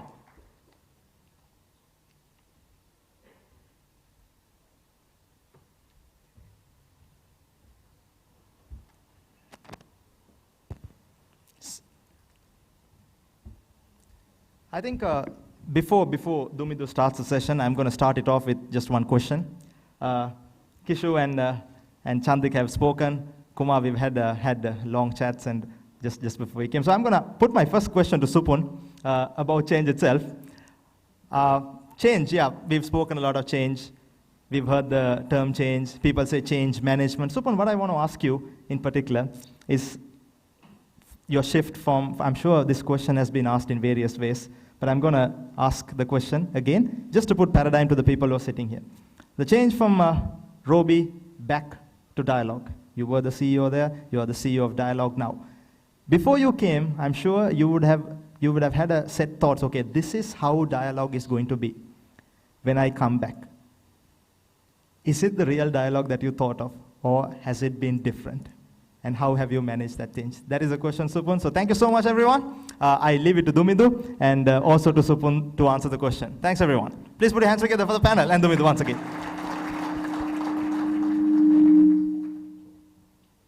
Yeah, thank you. Dumidu is supposed to be the moderator. I didn't expect Ajmal to throw questions at me. Anyways, yeah, but just before answering that, I've been always keeping a very close contact with the team dialogue, because that is where I grew up, and always had a lot of learnings even while I was away. So it wasn't really, though I was away for 4 years, it was much more closer to home rather than completely going away. Having said that, I was involved fairly deeply with the planning cycle for this year from July. But when I came back fully, got into the deep end, some of the challenges actually what we had in Bangladesh and which we overcame over the 3 years, when I came back here and today, I see that same things being challenges here. Thought while I was there, some of them would have been overcome here, but it is not the case. And it is also a cycle. What I conclude is that it's also a cycle, that business cycle, each country, each market that has to go through. But having those learnings certainly helps to navigate them better. The other key aspect that I take comfort is in with the team that we have here, the great API Dialogue team, that is very united and works to overcome any challenge. I think we have faced as a team all the challenges that we can think of, but being together as one team, one family, gives that strength, confidence that we can navigate through compared to the challenges or the same challenge that I would have had in Bangladesh. So, little different to what I thought. Some of the stuff that I had, again, having to go through is a bit frustrating, but again, as I think Chandika mentioned, it's a learning experience and development experience. Building people, it's how I see. Supun. I think Ajmal just took one question away from me. All right, let me just follow up with one question on the same thing, Supun. Like you mean managing different generations of people in different set of cultures. You've been in Asiata, you've been in Bangladesh. What was the process of change or this whole notion of creating inspiration that you used to adapt in each situation? Yeah, I think again you would encounter people who are maybe 10 years older than you, 20 years older than you that you have to manage, or 20 years younger, and different spectrum of expertise. But the key is to respect them and try and work together as a team. And once you give respect, that is how you can also earn respect. And everyone brings a lot of capability, values to the table. And what I always believe is that none of us are better than all of us. Together we have so much of strength, capability, and they will come from different backgrounds, different areas of expertise. But when we work together, that is when you can create something magical. If you think that I am superior to everybody else, then that is the beginning of your downfall. So giving that respect, recognizing everyone's capabilities and working together as a team is how I always looked at making the most of all those opportunities. Thanks for the sharing, Supun. So let me go towards Sangakkara, and before I go there, I would like to say he was not the best left-hand cricketer for Sri Lanka, but he was the best ever left-hand batsman the world has ever seen. The stats are there to prove. And my question to you, Sangha, now you've been playing for Sri Lanka, playing for different environments, and the consistency of performance is unparalleled to many. And how do you keep your entire performance abreast, irrespective of these different conditions, situations that you used to operate as a player? Well, first of all, good afternoon, and thank you for having me. And it was very enlightening listening to Kishu and then Hatu and of course Supun. It was a lot of interest, I think, not just to all of you, but to me, coming in from a sports background. When it comes to performance and consistency, to me, consistency means only one thing: improvement. Because consistency is always an upwardly mobile benchmark, because you are competing against others who are innovating, who are thinking differently, strategizing to get ahead. And for you as a competitor in a cricket team, if you are to believe that what you do is good enough, really, because it's worked on one day, that's never going to be enough or good enough for you to be able to win and face a challenge that is continuously changing. My processes have been very, very simple. I always concentrate on my training first. I try and do an analysis of what I might face, what the opposition is like, and what I want to achieve for that particular series, whether it's 100, 200s or 300s. But my entire basis is built on my preparation, on my strategy, how I'm going to go about what my processes are, so that by the time I execute my processes, I will get to where I want to go. My entire confidence is built on my training. So even if I go on one day and I don't score well, I can always trust my processes, because I know that my processes, or I will tweak my process so that the next time I'm better prepared and more able to adapt to what's prepared or what I'm facing that day. Because cricket is a funny thing. You need to have long-term.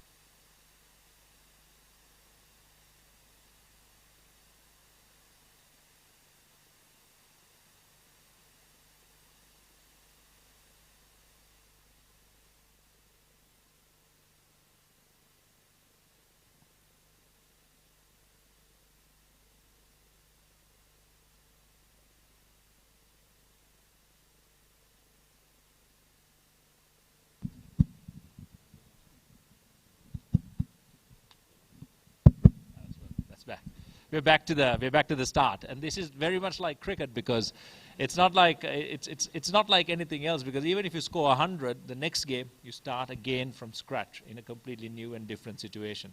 So it's like the mic. We went through 3, but came back to the same one. And even if I'm not successful, I will go back, because my processes have been successful. And if I think that if I'm in any doubt, I will tweak and add depending on where I'm going to. If I'm going to Australia, I'll have a guy bowl at me from a shorter run up, and practice on fast bowling a bit more. I'll tweak all of those things. But in cricket, it's a funny thing. You need to have a long-term plan, but at the same time, you have to be ready to adapt to what's coming at you on that day. Because stats will show you one thing.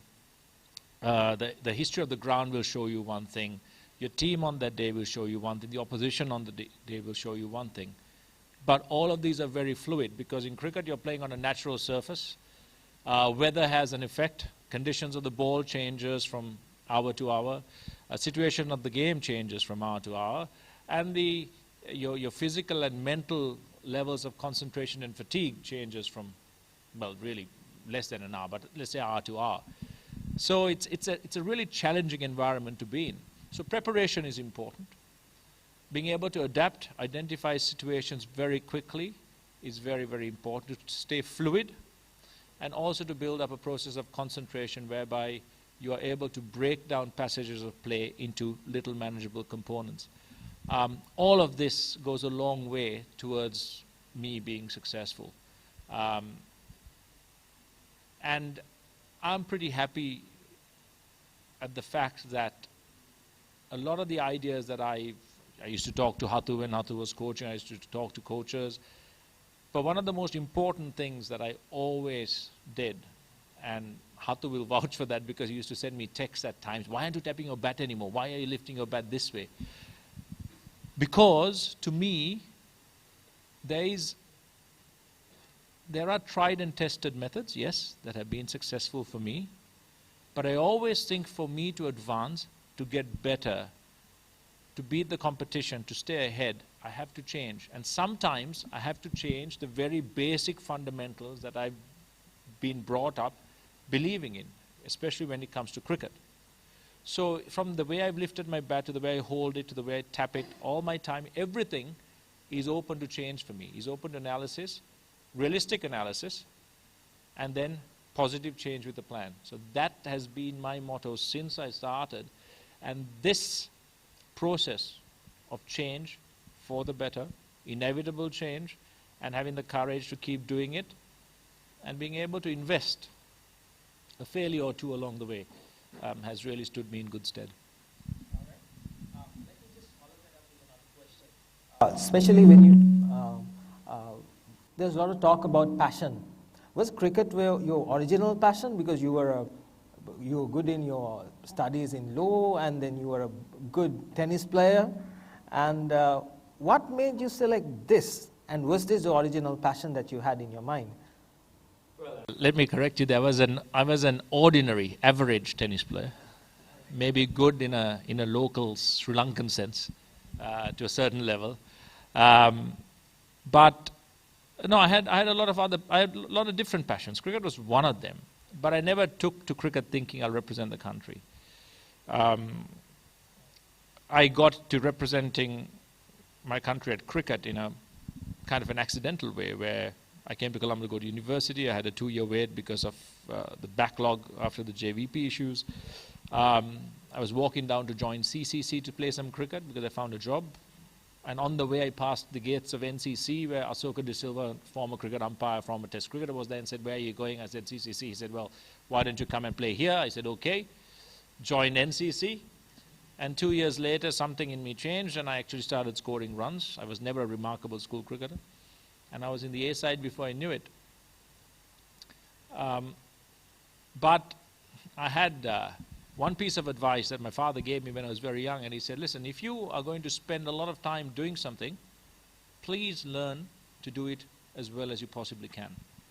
And that's been something I've held on to all my life, because I agree a lot with when Mr. Gomez said, your competition is usually yourself at the end, because to me, my target when I'm competing is to be the best that I can be.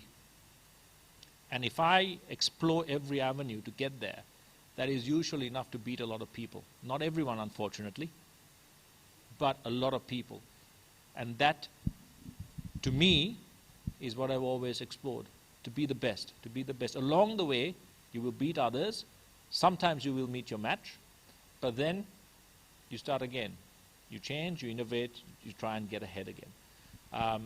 So when I started my cricket seriously and actually found out a lot about myself as a person, how to change myself to get to where I want to go, how I changed my own cricket, or my perspectives and my ambitions to change as my career grew, evolved into a very, very deep passion for the sport and a genuine love for the sport. It was not that I picked up a bat and thought, "Oh my God, I love what I do." It took time, but with time, I actually developed that passion, and it lasted 17, 18 years. And when the passion was on the wane, I decided to leave. And this is something I always tell my son. Sometimes my son comes back and tells me, "Oh, I really don't like this." I said, "Have you tried it?" He says, "I tried it." I said, "Listen, try it and practice at it, get a bit better at it, and you might be surprised that you actually, after a while, get to enjoy this." So it took a while, but I'm very happy that I invested that time in cricket, because it's stood me in very good stead, and I'm invited here today. Also, one of the reasons is just that. Righty. So let me move on to Chandika. I think from the brief that I had with you, and your entire life story has just been, I get knocked out, but I get up again, and you've been a real fighter of a person. But so I just want to understand, in your whole way of getting back up there, being sacked from a job at a particular point of time, and now today you are one of the leading coaches the entire world is looking up to. And what was the process that you adopt day in and day out when you get into situations that you need to rise up again? What is the whole process that you adopt? If you could. Yeah, actually, that's the one I was to talk about, and then I was deviated with the change. Anyway, so from the beginning, I had challenges because I was born to a family that my father was a soldier and mother was nurse, and my younger days was really good because I had everything in life like a normal person, and we just played in our environment. Like I used to go back and play cricket till I get late and all that. So we had really good. I had really good childhood to say, and then when it come to the schooling, and I was at age of I think 11. And I tried to come to Ananda College and knocked down. They said okay, because I was doing well in another school and tried to get into Ananda College as a cricket. And they said, we have 15 odd players like that. And then I did O levels and then came to Ananda. And I was not selected in the first 11 team, playing second 11. And somehow I got into national team, to Sri Lanka under 19 team, without playing a single game for first 11. I think that's what's the first and probably the last will happen. And then, because if you're not good enough to play for your school, you can't be good enough to play for your national team. That happened because I was playing club cricket. So when I was young, when I was 14 years old, I was playing with older people at Tamilunian cricket. So probably that's helped me a lot in my thinking, the way I look at the game and how I understand now. So that's one good learning process, stepping stone for me. Then again, for the Sri Lanka team, I think I was standby 1990, now 91. And one of our openers in New Zealand got injured. And the first standby was one player called Atula Samarasekara. He's a much better player than me. And at that time, he decided not to come for practice because he was angry that he was standby. And then I was sent as a replacement, and then I made my test debut. I started scoring runs. And then you rightly mentioned about Alan Donnell, and 1993, he got me out 7 times out of 8, and then I lost my place again. Then I came back again into the national team. 1995, I was the highest test run scorer for that year. And then I lost my place again for Sanath Jayasuriya, and because he started opening and then started scoring, and rest is history. That's how it happened. Good for the Sri Lanka cricket and world cricket, and not good for me because I lost my place. So it was interesting. Then again, yes, I told you the other changes that happened and challenges. And I was the first overseas or non-Australian to coach New South Wales cricket team for 140 odd years. And that happened also within a week. I lost my CEO, chairman and head coach. They all sacked within 3 weeks. And I was end up with the New South Wales team was captained by Michael Clarke, and it's an Australian captain, and a lot of big players with a lot of big egos. I had to manage all that and on my own. That's why I said that being authentic is always easier to do. So then we did well, and then I was offered another big challenge, coaching Sydney Thunder. Sydney Thunder was Cricket Australia's pet project because their BBL franchises is the biggest franchise, biggest market. So they want somebody to coach that team. So I was given the responsibility with Michael Hussey, who just retired at that time.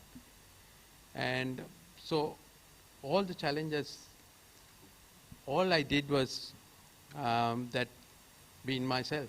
And one thing I knew that I had a good knowledge about the game. I was very analytical. I always asked why and how and when things happen. So if you question, I mean, in any walk of life, if you always question yourself, always question why we do things, when we can do things, and how it happened, that you get answers. So that's my way of doing things. And always I question myself, whether I'm doing it right or wrong, or my team is doing right or wrong. So we're looking for continuous improvement. Item question that I'm getting all the time. A lot of questions in line with this.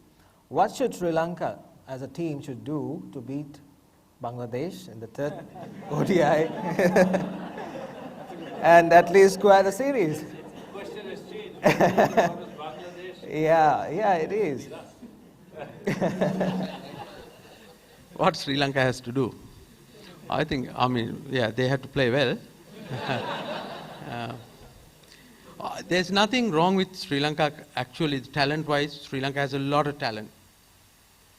I'm not going to say where it's wrong, but I think if they play to their capabilities, Sri Lanka is a very difficult team to beat at home. The one advantage we have at this stage is we 1-0 up, so all the pressure is with Sri Lanka team. They need to make all the play. And looking at the wicket also today, I don't know whether they know what they're doing. So they're still not prepared proper. Wicket is not prepared. So there's a lot of,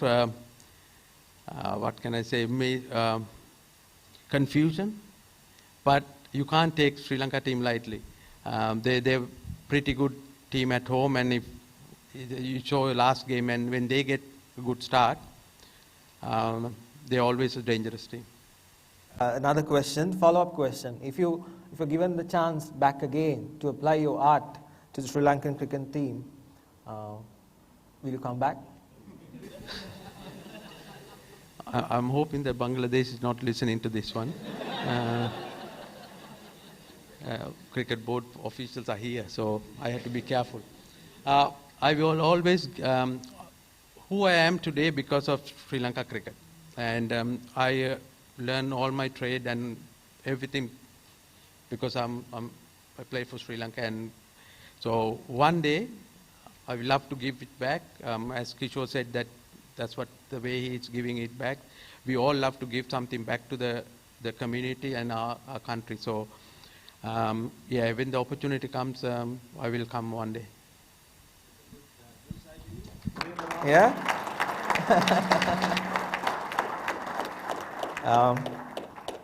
All right, let me ask one question from Kishore Gomes, and then we'll open the floor for questions.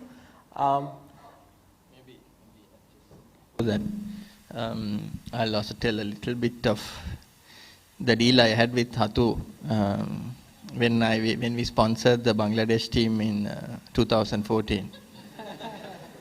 I said, Hatu, I need you to stay here till end of 2016, but after that, most likely I'll go back. And you should also not stay beyond 2016, and you should come back. So I came back, but still he is there. So we need to get him back. It'll happen soon, I guess.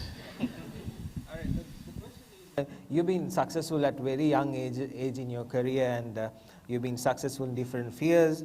And of course, one of the success stories is at Coca-Cola, making it a market leader from the position that they were in. So how do you go about this day in and day out of your process of bringing in success? And how do you change you've been thrown out different challenges. How do you tackle those things and still get to the goal you want to get in for companies or for yourself? I can give you a very, very short answer, but I don't think that will go well with the audience here. Yeah, my short answer is nothing but hard work. The books will, talk about various philosophies. So-called gurus will come up with theories, new theories, all of that. But at the end, though people don't sort of, receive it that way, is nothing but hard work. It's how you apply yourself, how you sort of convert everything you got in you into real value. You talked about Coca-Cola. It was a great, team effort. And when I joined the organization, I wouldn't, tell you the years, then you'll be able to guess my age, which I don't want you to do. No, I have no issues with that. I'm only kidding. We had only 35% market share. Elephant House then was the market leader with lion market share, and there were a few other players, small players, selling not carbonated water, but different other beverages. So it was indirect competition, but obviously, as we all know, for any industry in Sri Lanka, you have a very, very small market. So unless you have the scale, it's very, very difficult for you to be able to make profit. So, yeah, I mean, we had a very, very good team that worked together. We had the guidance coming from Coca-Cola principles, and in my profile, like I said that I'm the one who introduced pre-selling to Sri Lanka, which is true. And it was successful for Coca-Cola, and then all the other companies obviously started emulating that, and every single company today does pre-selling. Yeah, I mean, in my case, if I may extend that a bit, I was a winner from my childhood. I spent more time, like I guess these two, doing sports than spending time in the class. I couldn't, unfortunately, continue my athletic career, having been the national 110-meter hurdles champion and 5 years Colombo district champion, which most people don't know. But as a result, just for information, tomorrow you'll see platinum awards, and I headed the jury together with 4 Olympians and Tilakratna Dilshan, representing the cricket arena to be able to do the selection proper.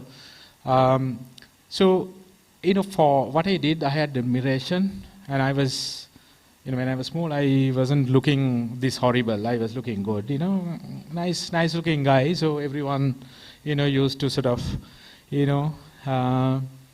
admire me and play with me, all of that. So I thought, recognition is the best thing one can have in life. So since I had that kind of recognition, and I'm into so many other areas as well, that's why I said, go to my Facebook, you'll see me, and I sing, I do modeling, and I run, and you name it, I do everything, right? There isn't anything that I don't do. So that's my brand. Not that I'm good in doing anything, but so that recognition coming at a very early age, and me starting to sort of enjoy that feeling, and I thought, wow, and if I can do something in order to be able to maintain that feeling with continued recognition, that would be my purpose of living. So for which, obviously, whatever the field you are in, you have to work hard. And Sanghakara, explain about the process he goes through. And that's not, easy work or smart work. People can use those words, but we all know that it's hard work, right? So I guess I can go on and on. I have a weakness. When I start talking, I don't stop. So maybe take the questions. Thank you. Okay, thank you so much, Keshagam. So let me open this up to the forum. I mean, you can just fire in questions. I'm sure there's a mic going around. Yeah, over there.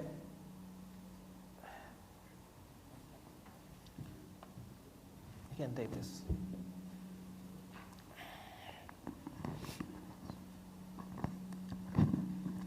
Hi, I'm Musab, and I have 2 questions actually, one for Kumar Sankar and next for Mr. Gomez. with regard to your statement, think short term and medium and not long term. Well, most of us, we are just in our midterm of the careers and we are looking long term to proceed with. And we have long term visions, but I believe you should have long term visions with short term goals, with short term winnings. And with your statement over there, it gets you a bit of thinking in the process. So I just want to know, how would you advise the young community or the aspiring future entrepreneurs or business professionals with that statement? Yeah, okay. So I started by saying that you got to have a vision, and where I told you that you got to sort of look at the horizon that you want to play the game in, and then really recognize the desired position you need to be in. When I got to the statement I made at the end where I said think short term, not long term, I meant application, execution, right? Long term vision is paramount, and without that you will not know where to go. So you got to get that in place, but when you apply yourself, you got to perform day in, day out, right? And if I may just extend that a bit, a lot of our young employees, you all want promotions, right? You all want promotions. I have nowhere else to go other than leaving the country and doing a regional job or global job, which I will never ever do. Don't telecast this. Chevron guys, if they listen to it from the US, they'll say, this guy is not a high potential candidate, he's out of the high, these things happen. Anyway, I don't mind. So, so the issue is, a lot of people work for promotions, and that comes at the expense of performance in the current job you're doing. You got to understand that your supervisor looking for current performance. You got to prove yourself in the current job. So all I tell the younger generation is, don't worry about promotions. Promotions are not decisions for you. Those are decisions for your leaders, your supervisors, your managers. Just perform at your best in the given job, then your supervisors will look at you and pass their judgment on you, right? So again, coming back to the straight, direct question you had for me, think short term. When you apply yourself, you have to keep delivering results. Supun can't, present a plan to the principals and say, I have a 5-year plan, and after 5 years, I'm going to deliver a bottom line of 10 billion rupees. But let me live with 500 million rupees in 2017. He'll be fired, I'll tell you that, right? So he can present that 10 billion plan. Of course, government will then come up and come up with a creative idea and have another super gain tax or something like that. But that's another issue which I got caught to, and Dialogue got caught as well. 30 companies getting caught to it. It's that, right? Because we don't know what tomorrow will be. It's very, very hard to sort of predict and assume. So you better look at the given environment. You expect to deliver short-term results anyway. So you just keep delivering short-term results.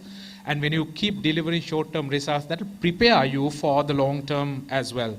The competencies you require, the capacity you require, the skills you require, all that will naturally come in that whole process, and that will make you a competitive, individual for the long term as well. All right. Thank you very much, Mr. Gomes. And next one is for Kumar Sankar. Well, this is with regard to your career in sports, and now you are well known to be a businessman in the industry, and it's something that's rising up. So, what's your advice from a shift that you have done a major change from sports to businessman? Any advices for future entrepreneurs you would like to give, from business professionals to being a businessman? Well, I think I still do what I know. And to do what I don't know, which is a lot to do with business, I try and hire the best people to do it for me.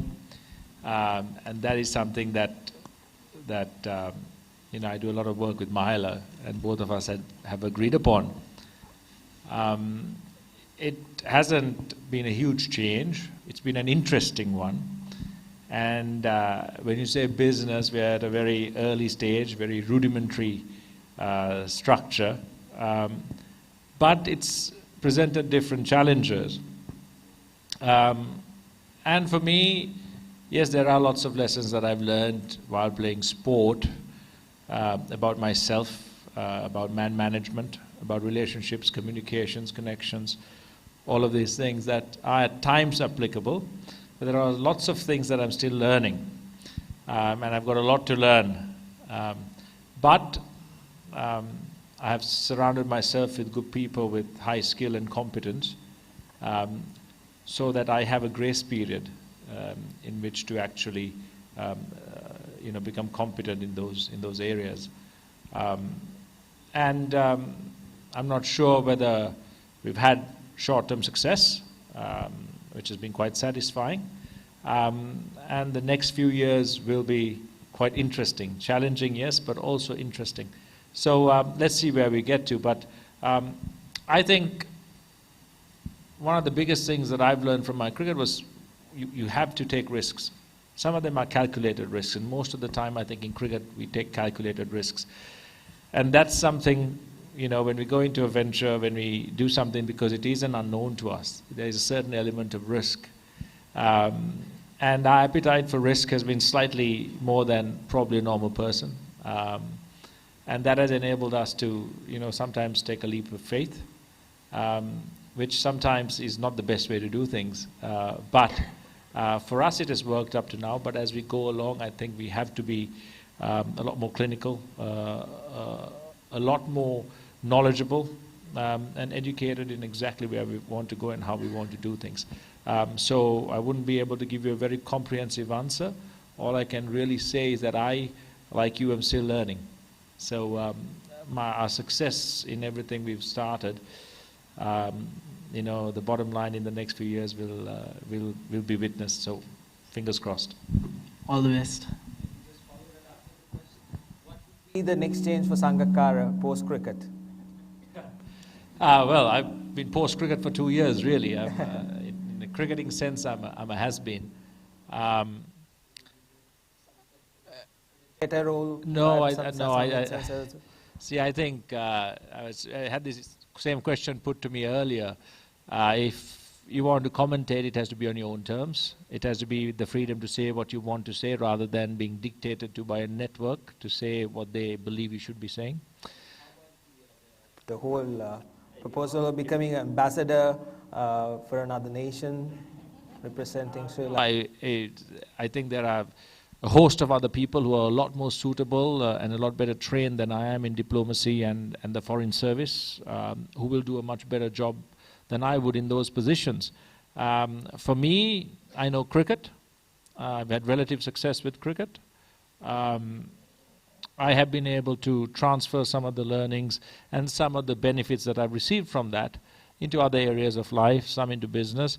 But I think my next few years will be exploring how I can grow, whether it's in a business venture, whether it's with the Foundation of Goodness or the Ayati Trust that we've just started construction on.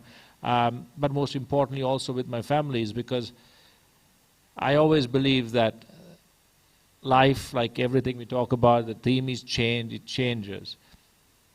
Cricketers come and go, records are established and then broken. Companies come and go, billion-dollar companies go under. And some of the things that we do today may not even be relevant, 100 years down the line. I think the real thing that we all leave behind is a legacy of connections with other people. And the real success I believe I'll have is with the people I connect with, the people I'm able to influence positively. And so that means not just the friends or the people I talk to today, but a lot to do with my family and my children. So hopefully be of benefit to them and be of positive influence to them, so that whatever I have done and achieved in life, and whatever lessons I've learned, because a lot of the people that we call role models, we know nothing about, zero, other than the books they've written, or what others have said of them, or the things that they built, which are quite impersonal, really. So I think for me is to see whether my thoughts, my values, my ideas, ideals could could transfer into someone else. Hopefully, we should make them a little more successful in what they do. So, any more questions? Yes. Hi. I have two questions, both to Mr. Hathur Singha. One just out of curiosity, like, you know, I used to be really small when he was playing cricket, and I had no much idea about cricket, but I used to love the way he wear that scarf around his head when he wear the helmet. So that's the thing I remember from childhood. So I'm just asking out of curiosity, what was the reason behind the scarf? And the second question, a bit more serious one. So when you took over as head coach of Bangladesh, maybe you said you did few changes. What were the main 3 changes you did within the team to get them up to this success? Yeah, thank you. Yeah, the first one I will answer. You can see the reason is now. The reason is that because when I was just come out of school, we were not wearing helmet in school cricket that time, believe it or not. Then Roshan Mahanam gave me his old helmet, and I took to one of the shops and asked them to repad inside. And that was at Hunupiti Road, Bandula Varnapur had a sports shop, and he didn't do a good job.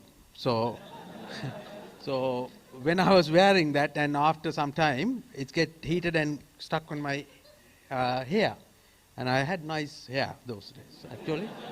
I had really curly hair, so I loved my hair. So to protect that, I put that one. So, and then become a fashion. The second question is, the biggest 3 changes, or I can say 2 changes, is that we made it with Bangladesh cricket, the way they approached their training. They used to train on low intensity for a long time. So that's one thing I addressed. And the other thing is the belief. They didn't have the belief of that they can play another level. That's, I think, is comes from the environment. The environment was not great for them to do things or take decision or innovate things, because everyone in Bangladesh, and Supun probably will say yes to this, because who have even not guys who have not played cricket have expert opinion on how the things should go, especially the this is going on there, so I can't say. So, so that's one thing. I'm in between person. I give them a lot of confidence that it's okay to fail. It's okay to try things and see what you can do and where you can get.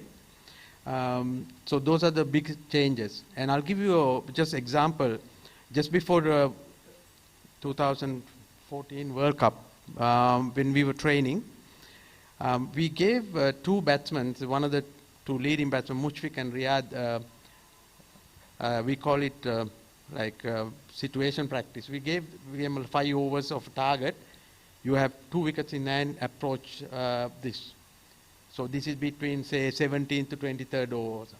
So they approach that, and then I gave them both same guys. They were batting on the 45th to 50th over, and same target. And first one they couldn't achieve, the second one they achieved, the same bowlers. Their approach was totally different just because of that 45th and the 50th over, they were more attacking.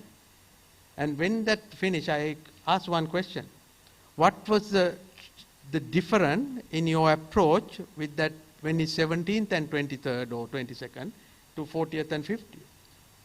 Oh, they said, that time you were trying to work it around. And last 5 overs, we have to hit. Why? Can't you do the same thing if you're the same wicket 5 minutes ago?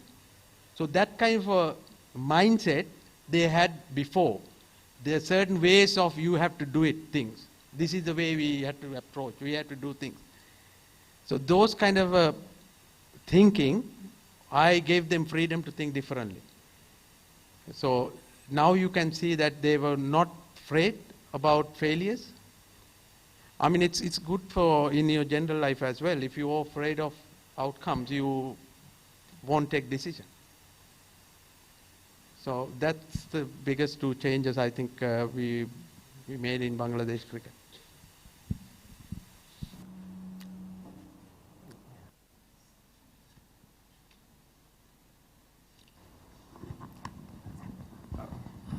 I have one question for Mr. Kishu and the Supun. It's very difficult to come to the pinnacle of success when you are very young. So maybe when you are in your age 30s, what have you done differently? Kishu, you are from sales and marketing background, and my background also from sales and marketing.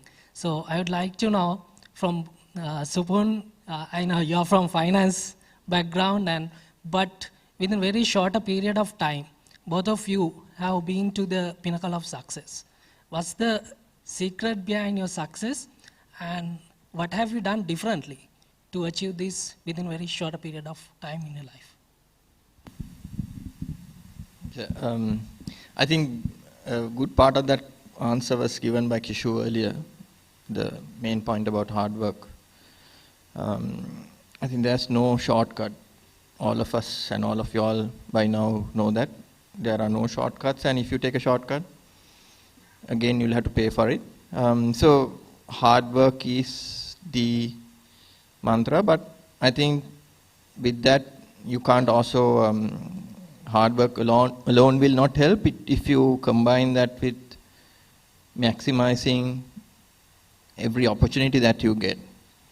You take opportunity as a challenge. I always take opportunities as challenges as opportunities. When I had to go to Bangladesh, for example, from Malaysia, it was much better life, quality of life to stay in Malaysia, but going to Bangladesh was completely a different ball game, different experience. But it also made who I am today, to face challenges, to handle scale, large volumes, much tougher environment. So if I had not taken that opportunity, I wouldn't have got that learning. So every challenge I always take as an opportunity and try to give the best shot at it. Always the best shot. It's not that I will try and save something for tomorrow or I'll try and give it the next time around. You have to always give that best consistently day after day. Because again, it is what you will leave behind, what you will also learn from that experience. Because I think most of the time I've seen that opportunities that come along, people don't take wholeheartedly and grab it with both arms and give the best shot. And when the opportunity is not taken, somebody else will take it. No opportunity, I always believe that no opportunity is lost. Somebody else will take it if you don't. And you need to give the best shot at it. Some I call this Cinderella syndrome. When the opportunity is presented, they just run away. And especially we have this with women leaders at the pinnacle. They are not ready to take that. You have to go and give that best shot. Work very hard, apply yourself. These are very basic stuff. You might think that I'm telling very basic stuff, but that is the reality. It is a reality. It is continuous learning, development, reading. All that is very important. We need to keep ourselves up to date. And not to always also look at giving excuses to yourself, to your supervisors. You need to, I think Kumar also mentioned,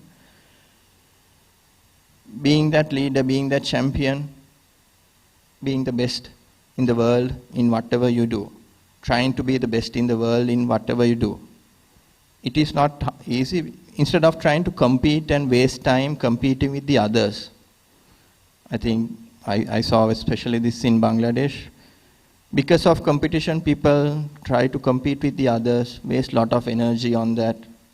Kishu mentioned about promotion. you waste a lot of energy, you lose a lot of focus. Instead, you focus on delivering results. You compete with yourself. How can I up my game? How can I do better than yesterday? How can I deliver something better outcome than what I did before? You have to compete with yourself. I always try to do that. So these are very basic stuff. Very, very basic, very simple stuff. But the application of it day in, day out, every day will make you better. And even if your supervisor won't notice you, somebody else will. Somebody else will, for sure. And that's how I think it's not rocket science. I think all of you all, everyone is gifted. It's how you make use of that opportunity, how you apply yourself, how much you put into yourself, development, address your gaps, and that's about it. Rest of it happens. So Supun's one was recorded, right? So you can replay the same and put my name on it. That's my answer as well. No, I think I addressed that in an indirect way. I had a thirst for recognition. And I thought if people tell me I'm good, that's the best thing, one can have.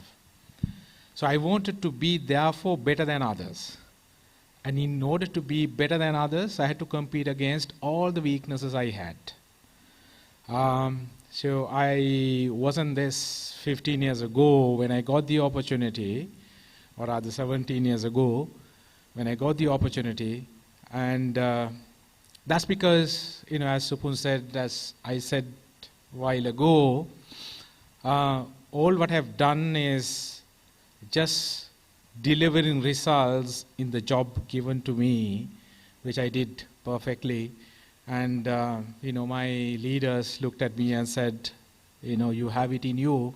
And in fact, when I was given the opportunity, because as I said, Caltex is a name that's known, but with Chevron, three expatriates, right? One of the largest energy companies in the world, three giant Americans, strong personalities, Kishu Gomas, tiny fellow, hard worker, delivering results in sales and marketing, all of that fine, getting regional, global exposure by way of working with, principals, all of that. I didn't think that I had it in me, but because it was given to me, I thought, these guys may have seen something in me which I haven't actually realized that I have. So then I tried to discover myself, and then became more confident, applied myself, and under the three expatriates, the best this company did when Caltex had monopoly market in Sri Lanka was 800 million. And there were three expatriates, CEO plus, three others. And today, there isn't a single expatriate, it's all Sri Lankans. And I'm a listed company with 49% public shareholders. You can go into the net and see how well we're doing, 3.5 billion rupees. And I'm more profitable than Dialogue. And I deliver a return on capital employed of over 60%, which is a dream for any business organization.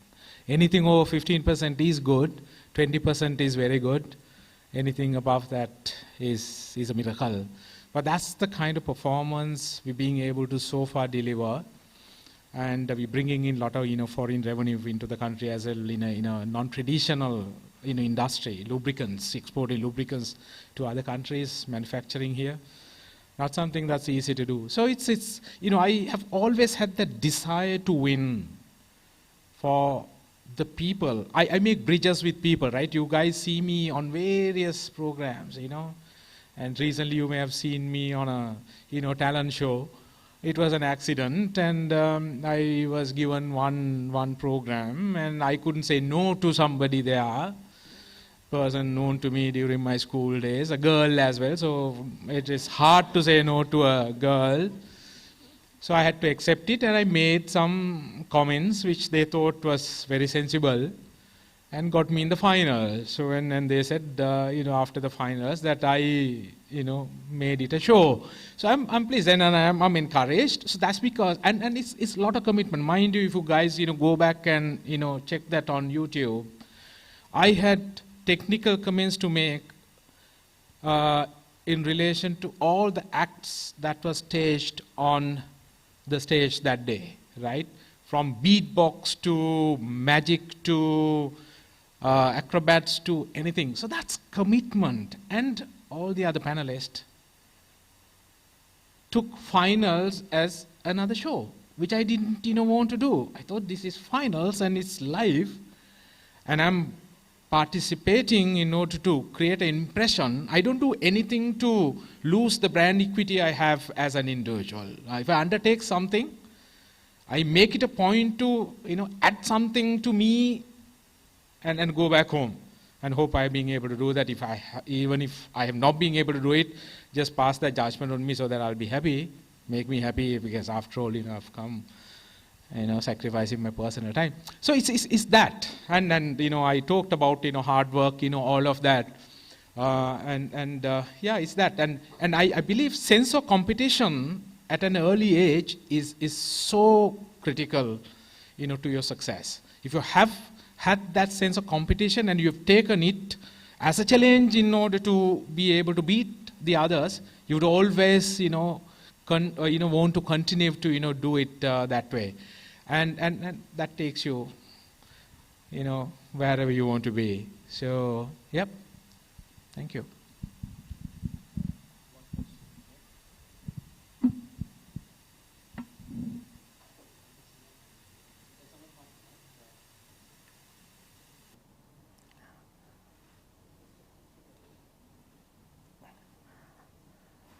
All right. This question is to Sangha.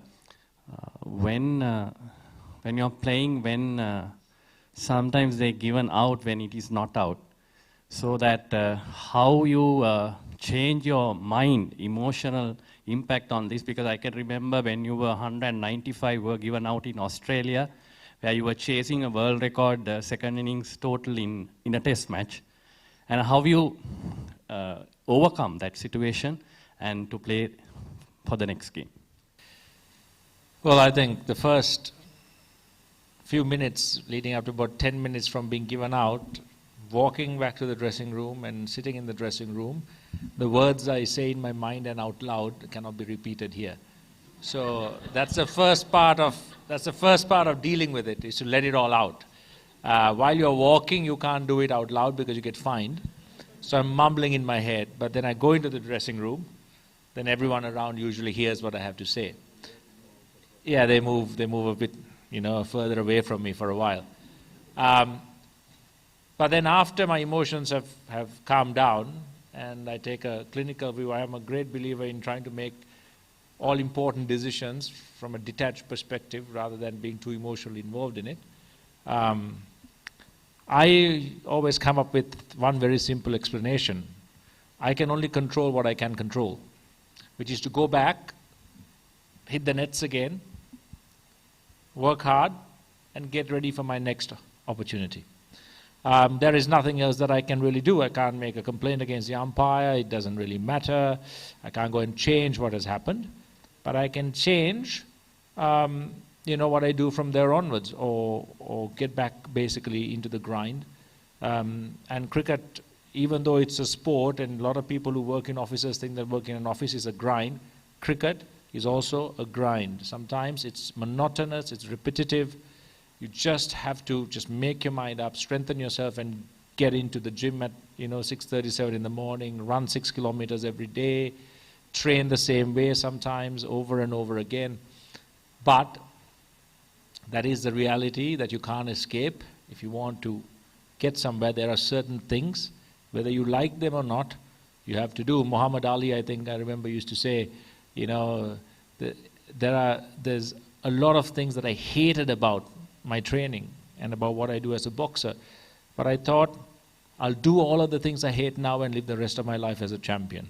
So these are, things that you understand. Vince Lombardi said a lot about perfection that Kishu spoke about. He said, we will relentlessly pursue perfection, knowing full well that we'll never achieve it, but along the way, we'll reach excellence. There are little things like little sayings that people do, but actually these are things that we already know, right? We really don't need reminding of. So basically, whenever I'm faced with a situation like that, where I have absolutely no control over it, I don't waste my time over it once I've got over the initial 5-10 minutes. I get back to doing what I know I can do and try and do it better the next time. Yes. Any more questions? Yeah, okay, Sandra.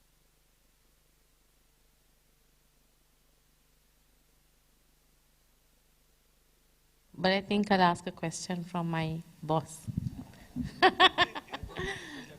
Sorry?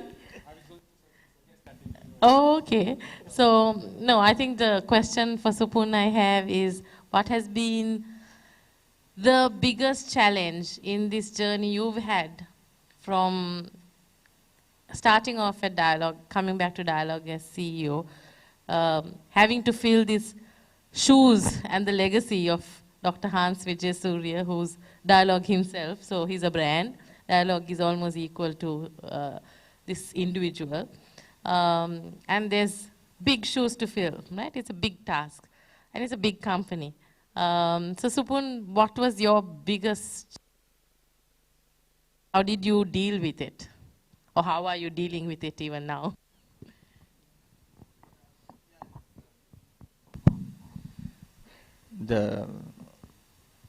Maybe I'll answer the last part first. Yeah, it is the, if you look at it as a challenge, and if you as a real expectation from people, from the team, you can always get overwhelmed, because I think Dr.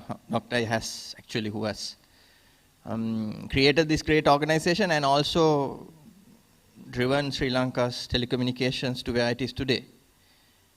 So it is indeed a privilege to succeed him. But again, I cannot be him, or I don't try to be him, or I don't try to be getting overwhelmed by that thought itself. I never think to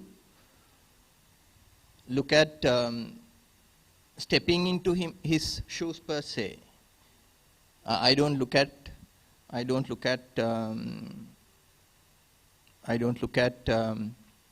thinking that how can I be Dr. Hans, because I cannot, and I don't aim to. I plan to, I think Hatu was earlier mentioning, being authentic, being who you are. So I always believe that he also has created a great team, that all of you all. And my task as a leader is to get the best out of you all and to navigate, create a great organization from where he has left. If I try to be him, then it will be the end of the day.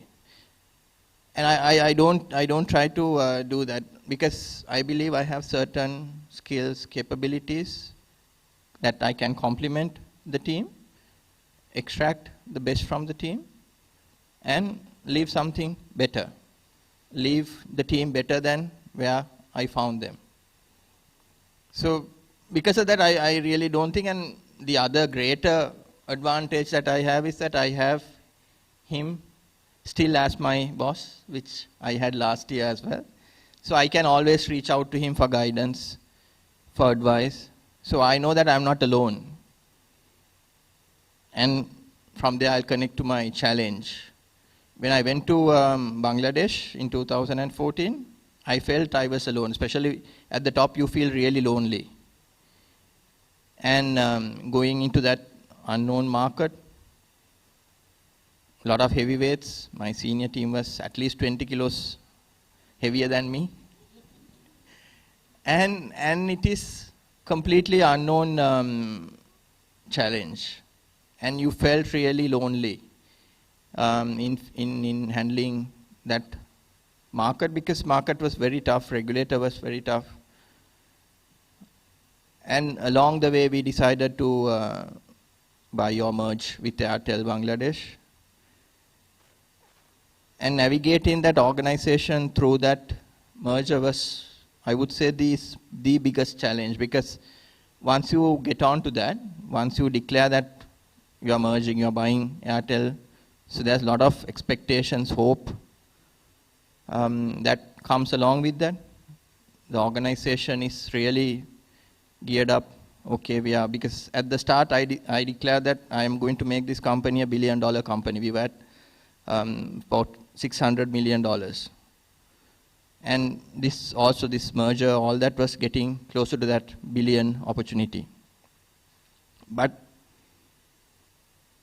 about 3 weeks down the road, the regulator changed, and government came with $100 million fee to complete the merger, and it was at the brink of collapse. Shareholders were saying we cannot pay $100 million; it doesn't make sense. But there was a lot of expectations in the team, and I didn't want to also be a failure. I wanted to create a legacy for the organization and make it much stronger than where I found the company. So with a lot of perseverance, somehow we managed to complete it. So again, not giving up. Sometimes I spend days from morning till evening at the regulator's office, trying to clear this. Went back and forth. But it's about, in Bangladesh, Hatu knows, it's about perseverance. Not giving up. You get hit many times, but you cannot fall down. You need to wake up again, have a go at it. So that was, I would say, the biggest challenge. I think the other day, a week ago, I met some of the colleagues from Malaysia. So they thought middle of last year that the merger was off. It's not going to happen. And I would have had one day, the day that 100 million came, my colleague at Airtel also thought that it is the end. But we fought, and finally, as a team, we overcame that challenge. But I also didn't give that signal to the team that I'm going to give it up. Papers were writing, this is over, so many things happen, but as a leader also you have to, I think something that I learned from Dr. Hans was also how to convert uncertainty into certainty. And I try always to give that certainty to the team and always say that we will do it, we will make it happen. So that is kind of the biggest challenge, Sandra. And that's how we overcame. Thank you.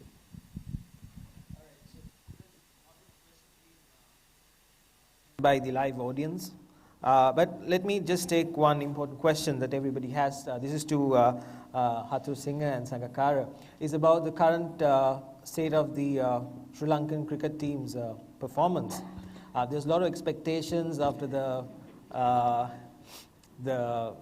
three big senior players moved on, that the young players will take on their reins and start performing.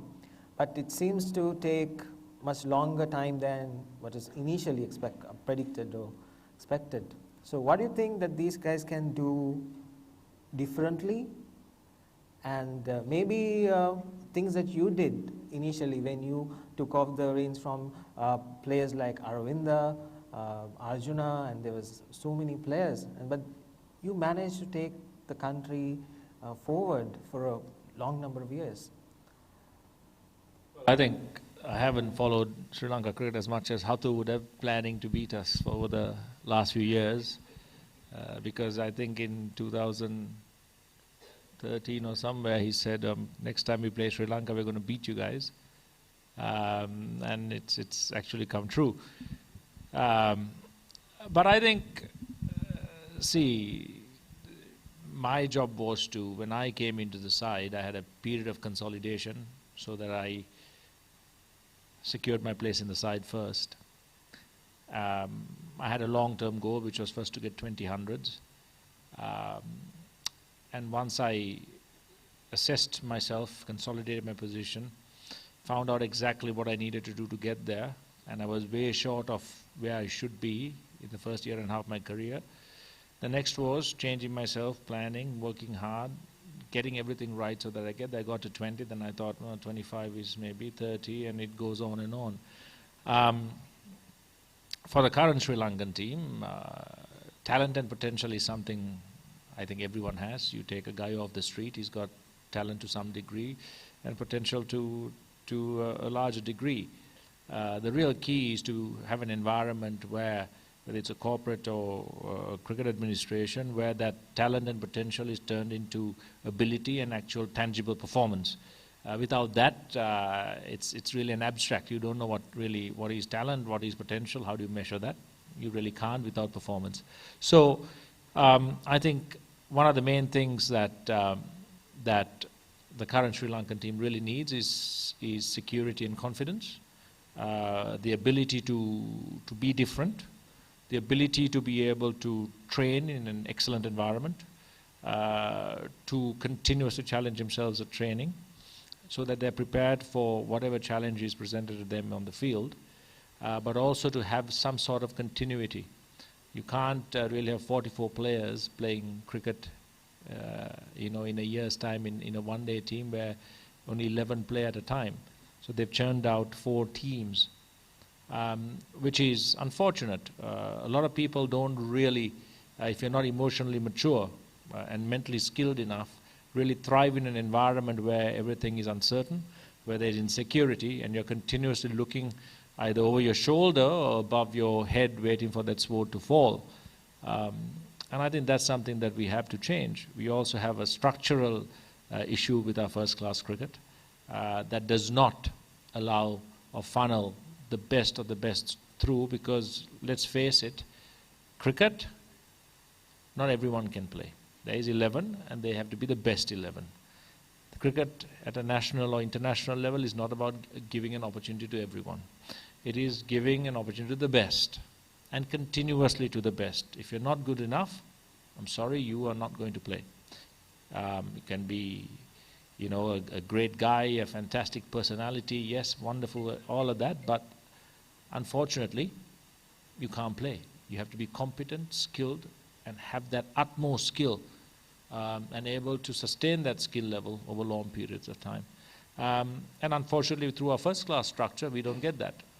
And that is one of the main reasons. If you take Pakistan, Sri Lanka, Bangladesh to a large extent, you have a huge churn rate of players. They come and go, 17, 18, 19, 20, 21, 22. That age group, players come, players go. We have so many players that come through this revolving door of selection that it's scary.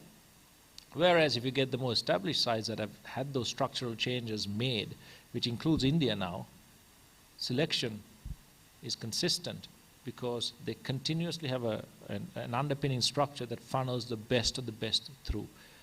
So there are a variety of reasons. I may be completely wrong. It might be something completely different, but this is my idea and my opinion.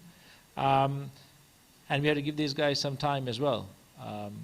So let's see where they go. They have what we call talent and potential. But now it's time for everyone to deliver performances over a long period of time. I believe they will with time, but a long-term vision is a necessity. But to get there, you need to win. You need to win in the short term. You need to win the next game. If you don't win it, you don't win the next one. People lose faith. Changes happen.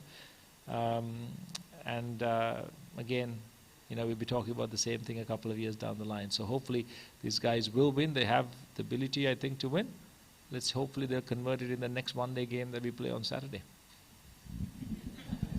Yeah, Hattu Singh, you want to add on that one? Yeah. I think Sangha articulated very well. I don't think I'm in a technical position to tell a lot of things as well. But 6 months ago, we praised everyone. The best team, we beat Australia 3-0. Best coaches, best field inside in the world, everything. I like the way he still says we beat. Because he's still included in his yeah. Yeah. Although I live in Australia, yeah. So it was good. Its talent is there. So it can't be 6 months down the line they're so bad. So they need to find the way, what's going wrong. So that's up to the people who are in charge of at this time. So as Sangha said, it's stability is the one word I think it's needed at this stage. I'll correct you a little bit. After 8 months in Bangladesh, we played with 23 players, not many.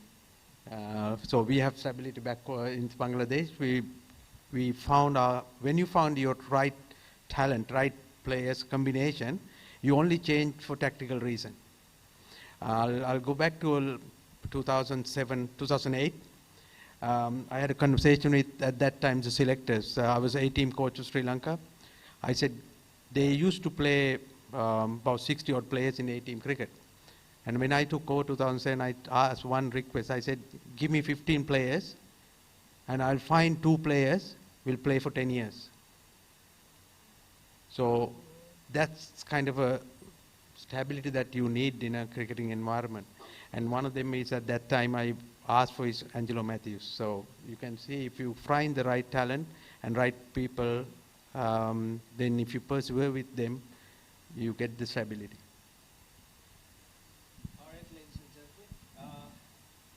That's the amount of time being allocated. I know a lot of you might be quite disappointed not to have more time to spend with these legends of the game and the superstars of industry. So on behalf of the organizers and everyone, we would like to thank you for embracing this occasion. And why don't all of us give a big round of applause to our panel today. All right.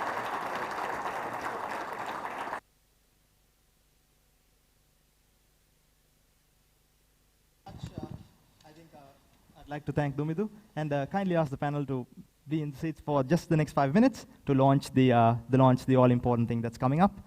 So thanks, Dumidu.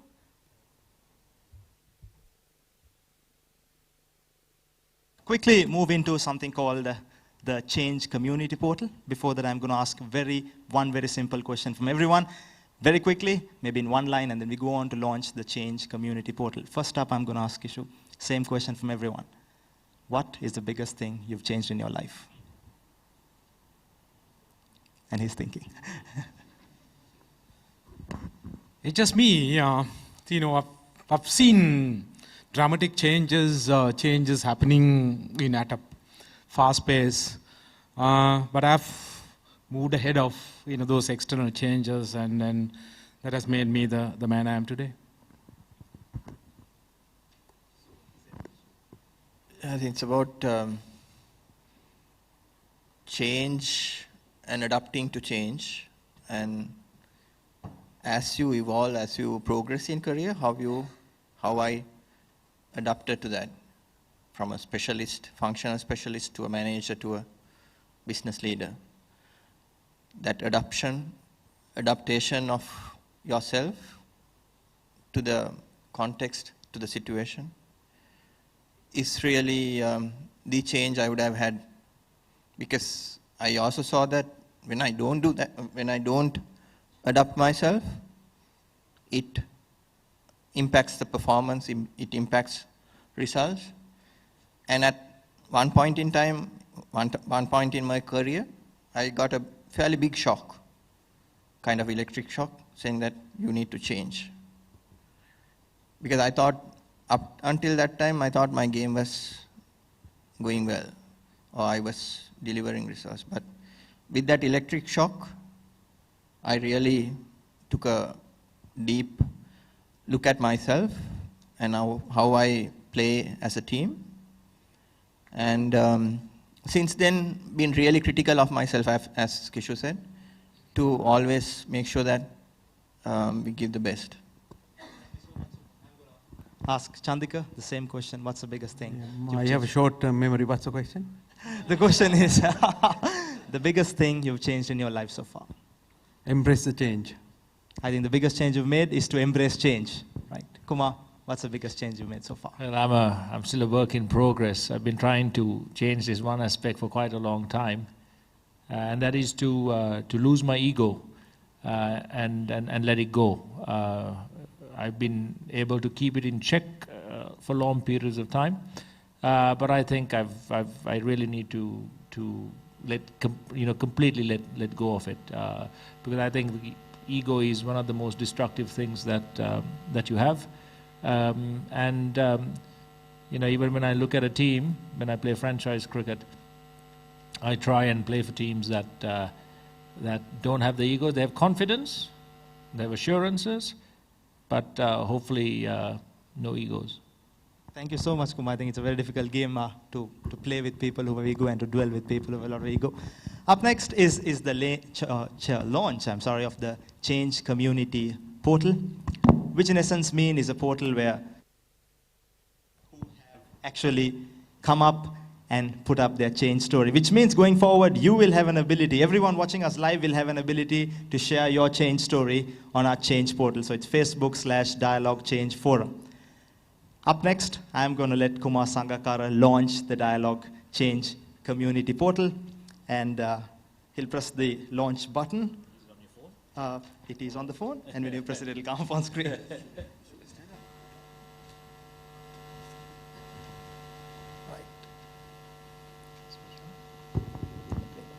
Ladies and gentlemen, please put your hands together. Kumar Sangakkara has just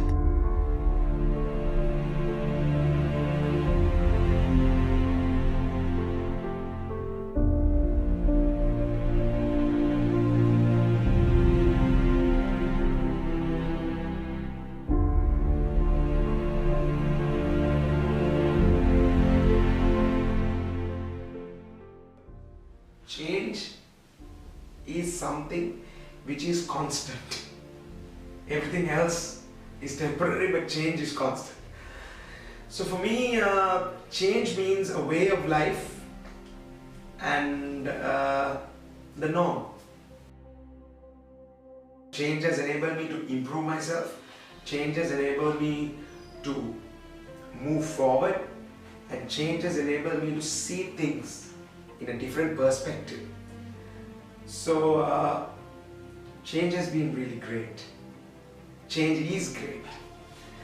And every time that I feel that I have to change, or some change should be done to a certain thing, or we need to change the way we see things, it really excites me.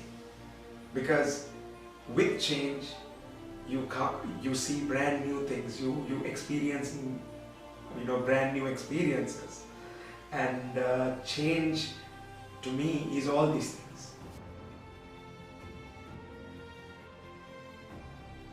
The main thing that I changed in my life in order to achieve success was not adhering to rules and regulations blindly.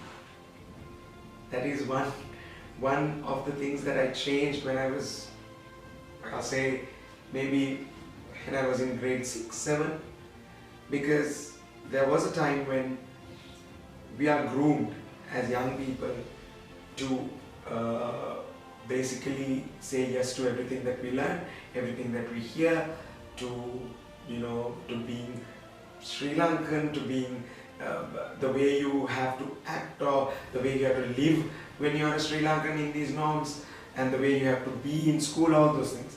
But at one point of my life, I changed that.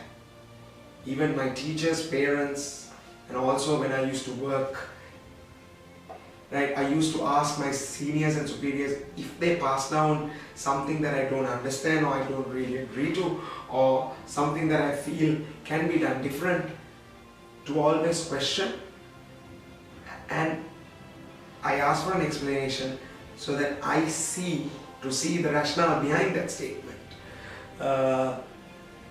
And that is what really got me going in my career as well. Because up until that, we used to do things blindly.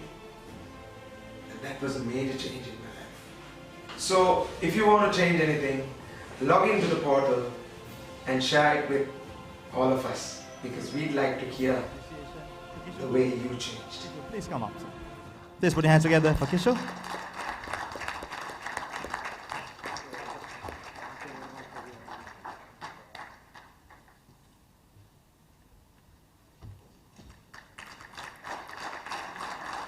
Shantika Hathur Singh also, please.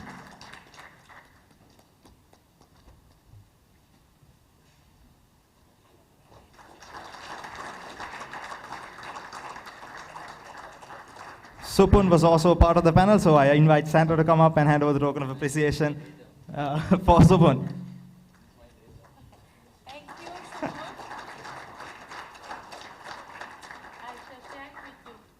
Thank you so much, Supun and Sandra. We're actually at the close, so I'd like to thank everyone for being here today, our distinguished speakers, and the panelists for Supun for accepting the invitation and being a part of the Change Forum and being a support for it. Chandika Thurasinghe, again, thanks for taking time from your hectic schedule to share with us some numerous challenges and to follow our passion.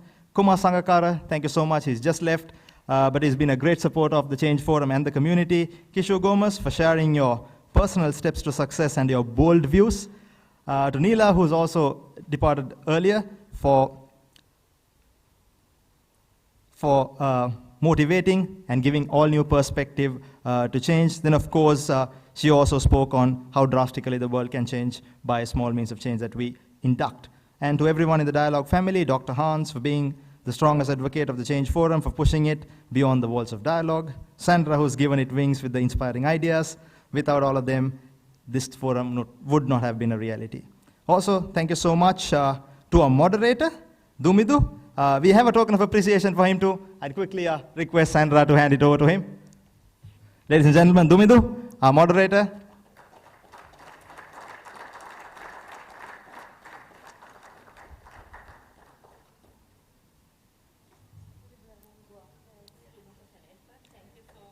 Thanks a lot, Dumidu.